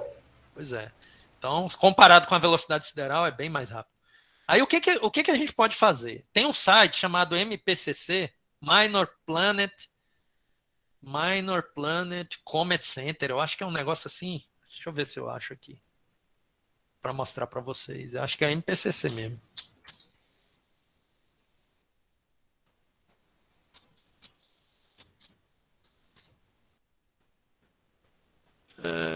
É isso aqui. Acho que é aqui mesmo. Mas a velocidade é bem alta, a montagem aguenta um movimento tão rápido assim? Aguenta. Ela aguenta. Só que aí eu tenho que vir aqui, pessoal, tá? E eu tenho um lugar aqui, que agora eu não vou saber onde é, porque faz muito tempo que eu usei esse site. Acho que é aqui, ó, MPC Orbit Database, tá? Então aqui eu vou fazer uma busca aqui tem cometas, NEAs, TNOS, outros objetos não usuais, tá? E aí eu posso pegar os elementos orbitais da Estação Internacional Espacial e aí eu coloco os elementos orbitais no software de controle da minha montagem e ela vai começar a se mover na velocidade de acompanhamento, tá certo? Então eu tenho como fazer isso. É isso que eu faço, por exemplo, para fazer foto de planeta. Ó. Essa foto aqui que eu fiz, desse planeta aqui, vou mostrar para vocês. Foi desse jeito aí que eu estou descrevendo. Aqui, ó. Esse cometa aí, que é o Neowise, né, eu acho. Não, é o Swan.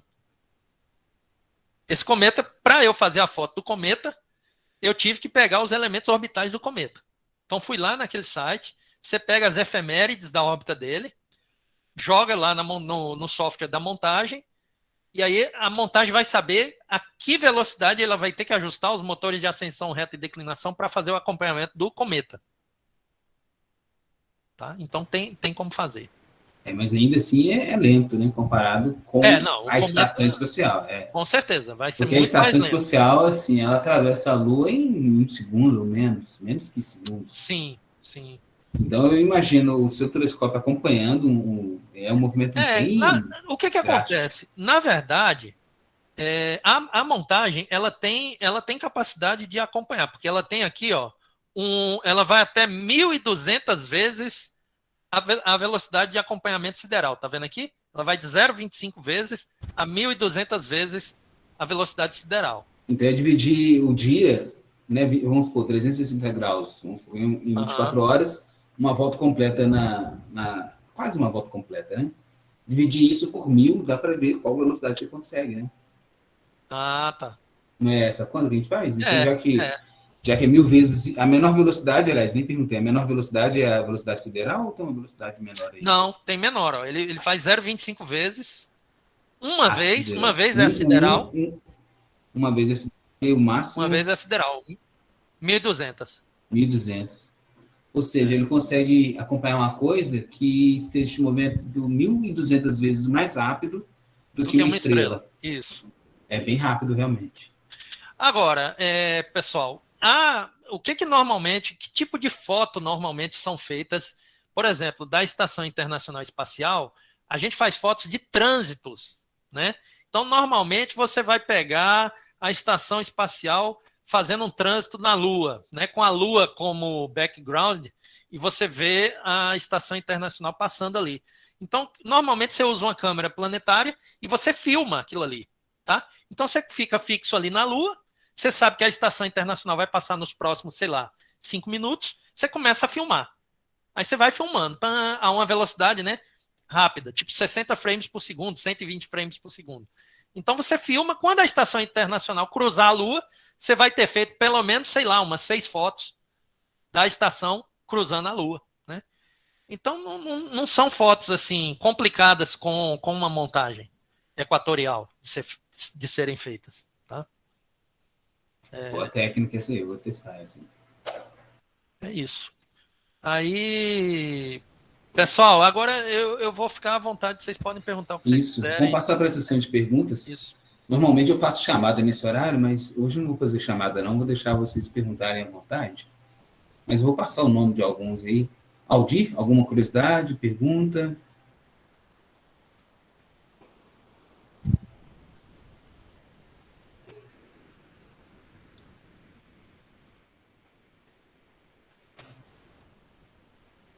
Bem, enquanto o Aldir se ajeita aí, Augusto, alguma curiosidade, pergunta?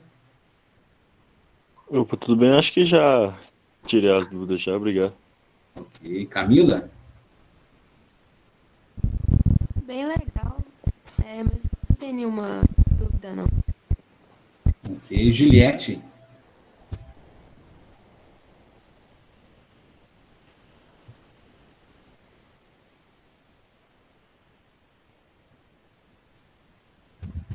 Boa noite, Juliette, aqui no chat. Sem dúvidas, e parabéns pelo trabalho, professor. Obrigado. Lilian? Isso não é trabalho, não. O meu trabalho é lá na farmácia. Aqui é diversão. Boa noite. Eu queria parabenizar a apresentação, foi fantástica. Eu realmente gostei muito. Adorei as fotos. Assim, eu ficava viajando, sabe? Eu ficava enxergando uns bichos, umas coisas bem diferentes nas O nome imagens. é como se fosse um teste de Rorschach, né? Da psicologia, psicanálise. Né? Tem, acho que a última ou a penúltima, eu enxerguei um algodão. Olha. Enfim, eu fiquei viajando. Deve ter sido a da trífida, não? né? É essa daqui, né? Será que foi essa aqui que você enxergou o algodão? Não, foi essa. Foi ela mais próxima.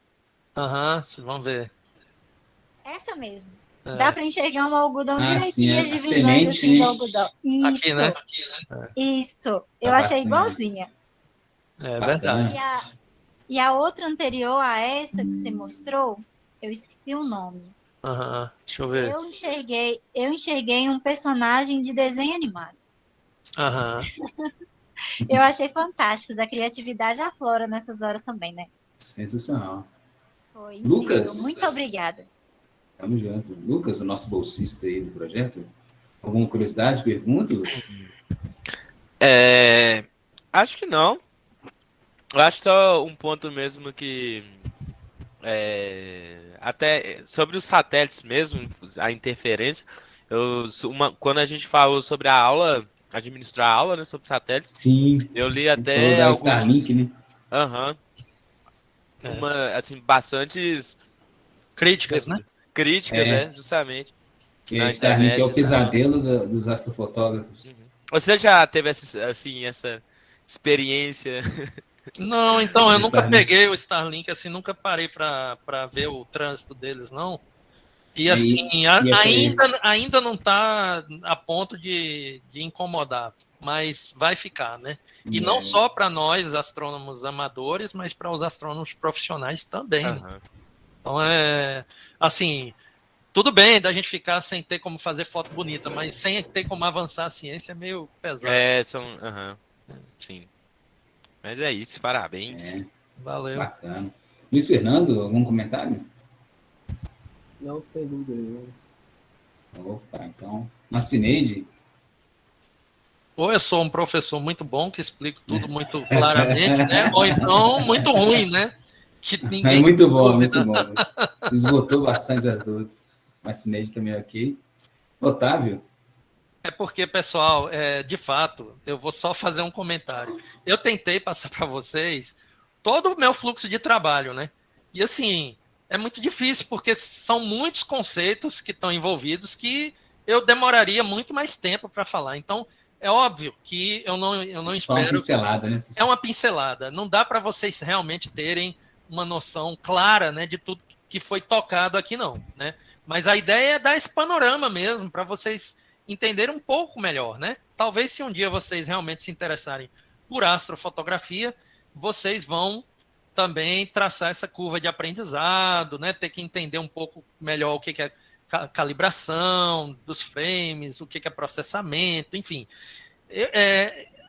Pessoal, eu comecei isso em 2012 e eu ainda estou aprendendo muito, assim, ainda tenho muita coisa para aprender em astrofotografia, porque realmente, assim, né, realmente é um mundo, e eu costumo aprender muito com os colegas, né? Então, quando a gente vai nos encontros de astrofotografia e tudo, a gente aprende uma técnica nova de processamento, às vezes a gente aprende uma forma mais fácil de fazer algo que era mais difícil do jeito que a gente fazia. Então, é natural que vocês não tenham muitas dúvidas, porque é muito técnico, né? Então, e é muita informação também. Então, eu entendo isso. Patrícia? Opa, Camila, pode falar. Não, eu concordei que é muito complexo, né? Então as pinceladas que a gente tem já dá uma luz assim. Uhum. Tem uma oficina que o professor ofertou em uma semana de ciência e tecnologia, né, professor? Foi. E a introdução à astrofotografia, a gente pode encaixar ela nas versões futuras do curso. Vai ser uma versão presencial. Vamos fazer um curso desse numa época de céu, né? Falar de Isso, astrofotografia numa época de céu ruim não dá, pessoal. Não adianta. Porque numa época de céu bom a gente sai, leva a câmera, mostra, E testa. né? Testa, faz foto, processa, faz tudo com a mão na massa, né? Aí eu acho que é mais interessante, né? Mas tem uma coisa, pessoal, esse é um tipo de atividade que é para quem tem paciência. Mas não é pouca paciência, não. Vocês já ouviram falar de Jó, né? É esse grau de paciência, a paciência de Jó. Se não tem, não adianta, pessoal. Não adianta. Tem que ter muita paciência. Porque vocês viram, né? Leva muito tempo, é muito envolvido o processo. Então, assim, é para quem gosta, por exemplo, de ir para o escuro, né? Colocar uma cadeira, reclinar, ficar olhando para o céu enquanto o equipamento está trabalhando. Né? E então, igual uma pescaria, né? Pescaria, pescaria.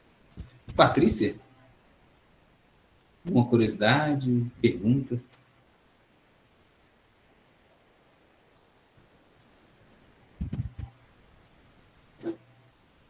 Enquanto ela se ajeita aí. Uma coisa só... Samuel. Sim.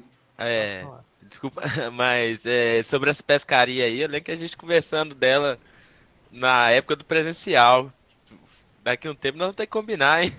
Sim. Pescar? Para pescar? Quem? Vocês não, pescam? Pescaria, não, falo a gente... Céu, né? Se reunir pô. Sim, o céu, Isso. Eu acho que quando começar a fazer céu bom, já dá, porque assim, é uma atividade ao ar livre, basicamente. Então, ela já é mais segura. Mais segura. Samuel, aí para fechar? Presente. Presente. Não, só falar aí, o que você acha? O que você achou? Primeiro eu queria parabenizar o professor Eduardo, né?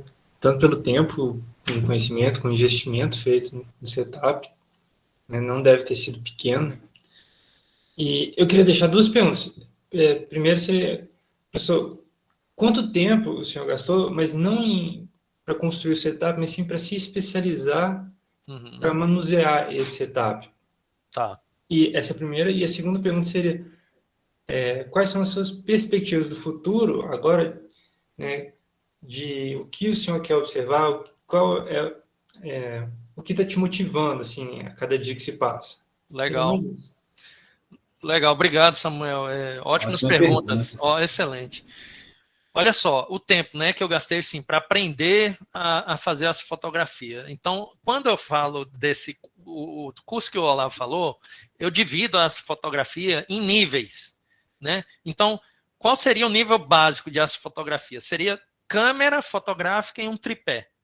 Então, com uma câmera fotográfica e um tripé, você já faz fotos bem legais. Deixa eu mostrar aqui uma foto dessa. Deixa eu ver aqui. Milky Way Galaxy. Então, fotos da Via Láctea. Pronto, uma foto como essa daqui. Estão vendo aqui desse observatório e a Via Láctea cruzando aqui? Sim, a gente utilizou essa foto em uma das aulas até. Exatamente essa. Que legal. Essa foto, você precisa de um tripé e uma câmera fotográfica dessas câmeras DSLRs, que o pessoal chama de câmera fotográfica profissional, né? Aquelas câmeras que você troca a lente. Basicamente, é esse o setup que você precisa. Bom, isso é uma astrofotografia muito bonita, né? Da nossa galáxia. Então, essas fotos que a gente costuma chamar de astropaisagens, o tripé e uma câmera, tá? Uma câmera fotográfica. Então, quando eu comecei, em 2012, eu não sabia como operar uma câmera fotográfica. Eu não sabia como operar uma DSLR. Então, o primeiro EBA, o primeiro encontro brasileiro de astrofotografia que eu fui para aprender, ver como é que eram os equipamentos, perguntar, pentelhar muito o pessoal que estava lá, né, se descabelando para fazer o setup funcionar, foi como aprender a usar uma DSLR, uma câmera fotográfica, né? E aí, isso foi em julho de 2012. Julho de 2012 eu não sabia nada de astrofotografia, tá? Mas eu já lia muito.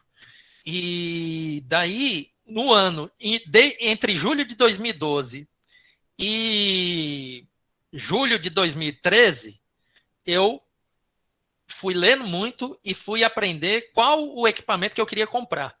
Então, durante um ano, eu comprei os meus equipamentos. E aí, quando eu fui no EBA seguinte, em 2014, ou seja, 2 anos depois, eu já consegui fazer as minhas primeiras astrofotografias, inclusive com autoguiagem, que é o que eu chamaria de nível, o nível máximo aí nível máximo em termos de complexidade, né? Que é o quê? É você fazer foto com telescópio e utilizando a autoguiagem. Né? A autoguiagem, ela introduz um nível de complexidade na história, mas também lhe permite fazer fotos de mais longa exposição. Né? Então, essas fotos aqui, por exemplo, da Via Láctea, são fotos de 30, 40 segundos de exposição. As fotos com a autoguiagem são fotos de 5 minutos de exposição. Né? Então, assim, você precisa de autoguiagem. Então, eu aprendi em 2 anos a usar os meus equipamentos. Basicamente foi isso. Lógico, depois eu fui aprendendo a fazer aquilo que eu fazia nesses 2 anos de forma mais fácil. Eu fui aprendendo formas mais fáceis de fazer aquilo que eu já sabia fazer. Mas eu costumo dizer, até falei isso na aula da terça, né, na palestra da terça, pessoal, uma coisa que ajuda imensamente quem vai aprender qualquer coisa, e a fotografia não é diferente, principalmente coisas técnicas, é inglês. É você saber pelo menos ler inglês. Porque a melhor informação que está disponível sempre vai ser em língua inglesa, pessoal. Vocês podem ter certeza. O melhor material em astrofotografia, o melhor material em mangá, o melhor material em maquiagem, o melhor material em tudo que vocês quiserem aprender na vida, vai estar em inglês. Então, assim, saber ler em inglês é importante. Né? Hoje a gente tem vídeos no YouTube, tem canais de YouTube dedicados à astrofotografia. Então, se a pessoa aprende a ler em inglês, ela vai ter acesso a informação de muito boa qualidade e com perseverança ela aprende a fazer as coisas, né? Então, assim, basicamente foi 2 anos e depois eu ainda estou... Por que eu digo que eu ainda estou aprendendo? Porque eu ainda estou aprendendo, às vezes, a fazer coisas que eu não sei ainda fazer e a fazer coisas que eu já sei fazer, só que de uma forma mais simples. né? E alguns atalhos que às vezes a gente não sabe e que acaba conhecendo, né? Basicamente foi isso. E em relação a outra pergunta, o que me motiva? O que motiva um astrofotógrafo é sempre melhorar a qualidade das suas imagens, né? Então, para melhorar a qualidade das minhas imagens, eu precisaria de novos equipamentos, né? Então, assim, eu penso, às vezes, em desfazer dos meus equipamentos atuais, vender e comprar outros equipamentos. Mas eu ainda não fiz isso, por quê? Porque eu acho que para eu partir para outros equipamentos, eu tenho que chegar ao nível de dizer assim, eu estou tirando as melhores fotos que os meus equipamentos podem me dar. Então, eu tenho que chegar ao limite do que os meus equipamentos me permitem. Eu acho que eu estou próximo disso, mas eu ainda não cheguei lá, entendeu? Então, assim, quando eu tiver certeza de que as minhas fotos são as melhores que os meus equipamentos podem me fornecer, aí eu vou pensar, talvez, em comprar um telescópio um pouco melhor, uma câmera astronômica melhor, coisa assim, sabe?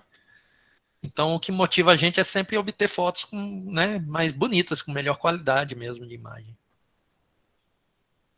Maravilha, professor. Interessante o professor falando que em 2012 começou. Eu lembro de visitar o seu espaço em 2014 e você utilizando o laser como guiagem. Exatamente. 2014 foi a fundação do Astrovário, né? Exatamente. Atuou com a gente desde então. Pois é, então. Eu lembro do professor indo lá, olhando o laser. Com certeza. Verde. Em 2014 eu ainda nem sabia o que era Plate-Solve, nem sabia o que isso podia fazer. Então, assim, foi uma ferramenta, essa história do Plate-Solve, que realmente mudou muito o meu fluxo de trabalho, facilitou muito as coisas. Porque antes eu tinha que apontar com laser e dava um trabalho danado até centralizar o objeto no campo e tudo mais. Agora, com o clique de um botão, eu centralizo automaticamente, eu salvo essa imagem. Então, quando eu salvo a imagem que eu fiz hoje de determinado objeto, amanhã eu posso carregar essa imagem e dizer, eu quero que você centralize o telescópio exatamente desse jeito. Então, eu não perco tempo no segundo dia de estar tentando centralizar a imagem do mesmo jeito que no dia anterior. Porque com o Plate-Solve, eu só falo, eu quero que você centralize nessas coordenadas aqui. Ele vai centralizar naquelas coordenadas. Então, muda muita coisa, né? Facilita muito. Bacana, professor. Então, gente, chegando no nosso horário de sempre, queria agradecer a presença de todos, né? Vou encerrar a gravação aqui e eu vou fornecer ela, né, para o nosso grupo lá, beleza? Então, muito obrigado, professor. É uma honra tê-lo aqui conosco. Imagina, é sempre um prazer falar do que a gente gosta, né? Do que a gente tem paixão. Obrigado a todos aí pela atenção, pelas perguntas. E se vocês têm interesse em astronomia, mantenham esse interesse, né? Assim, vivo, né? Esses equipamentos, pessoal, são equipamentos caros, mas eu não comecei com esses equipamentos, eu falei para vocês, eu comecei com um refratorzinho de 70 milímetros chinês, que ninguém queria, e eu comprei, né? Então, assim, se você mantém o seu interesse por astronomia vivo, quando vocês estiverem numa situação de maior estabilidade financeira, né? Quando vocês estiverem ganhando muito dinheiro, também. Lembre-se da gente. De vocês, aí lembre-se da gente. Chama os amigos, né? Para mostrar o telescópio novo, enfim. Mas é bem legal, né? Olhar, e mesmo assim, pessoal, mesmo sem equipamento, olhar para o céu é sempre legal, né? Eu gosto muito, às vezes aqui na laje do observatório, eu boto uma cadeira e fico olhando para o céu a olho nu. Só o fato de você saber identificar determinadas constelações, olhar para o céu e identificar alguns aglomerados, algumas nebulosas, isso é bem bacana. Bacana mesmo. Oi. Vou te dar uma dica para você ir em Pompéu, para você olhar o céu. Tá. Nossa, o céu de lá é fantástico. Hoje aqui Massa. Sensacional, sim. Pompéu fica aonde, gente? Fica em direção a Bom Despacho, você sai do trevo 040, quando você estiver indo para Brasília, passou o trevão ali, que a 040 deixa de ser duplicada e vira uma só, você vai virar à esquerda. Rodar 60 quilômetros, assim, bem antes de Três Marias, aí você vai achar a cidadezinha de Pompéu lá. Tá. Então é pro lado de Três Marias, né? Antes de Três Marias. Antes de Três Marias. Deve ser fantástico, hein? Poluição luminosa quase zero aí. Tem regiões aqui que é sensacional. Eu cresci, assim, BH aqui, então eu aprendi a olhar o céu desde criança, olhando para o céu de Pompéu, por exemplo. Bacana demais. Sensacional. Valeu, Lilian, pela dica. Eu quero É isso aí. Qualquer dia. E aqui é bom para Nada. pescar, viu, professor? Eu sempre venho pescar aqui. Ah, você Minha mãe- pesca aí, é? Minha mãe pesca aqui, mais do que todo mundo aqui em casa. Ela Olha pesca. que legal. Nossa, A gente sempre tem peixe aí para comer. a gente está perto de São Francisco, Rio de São Francisco, na borda aqui. Que Tem maravilha. Paraupebas, no outro lugar, aí é bacana. Peixinho frito é bom demais. Bom, viu? Então, vou encerrar aqui, gente. Valeu, pessoal. Um abraço, hein? Fala, pessoal. Gostou do nosso conteúdo? Compartilhe, curta, siga.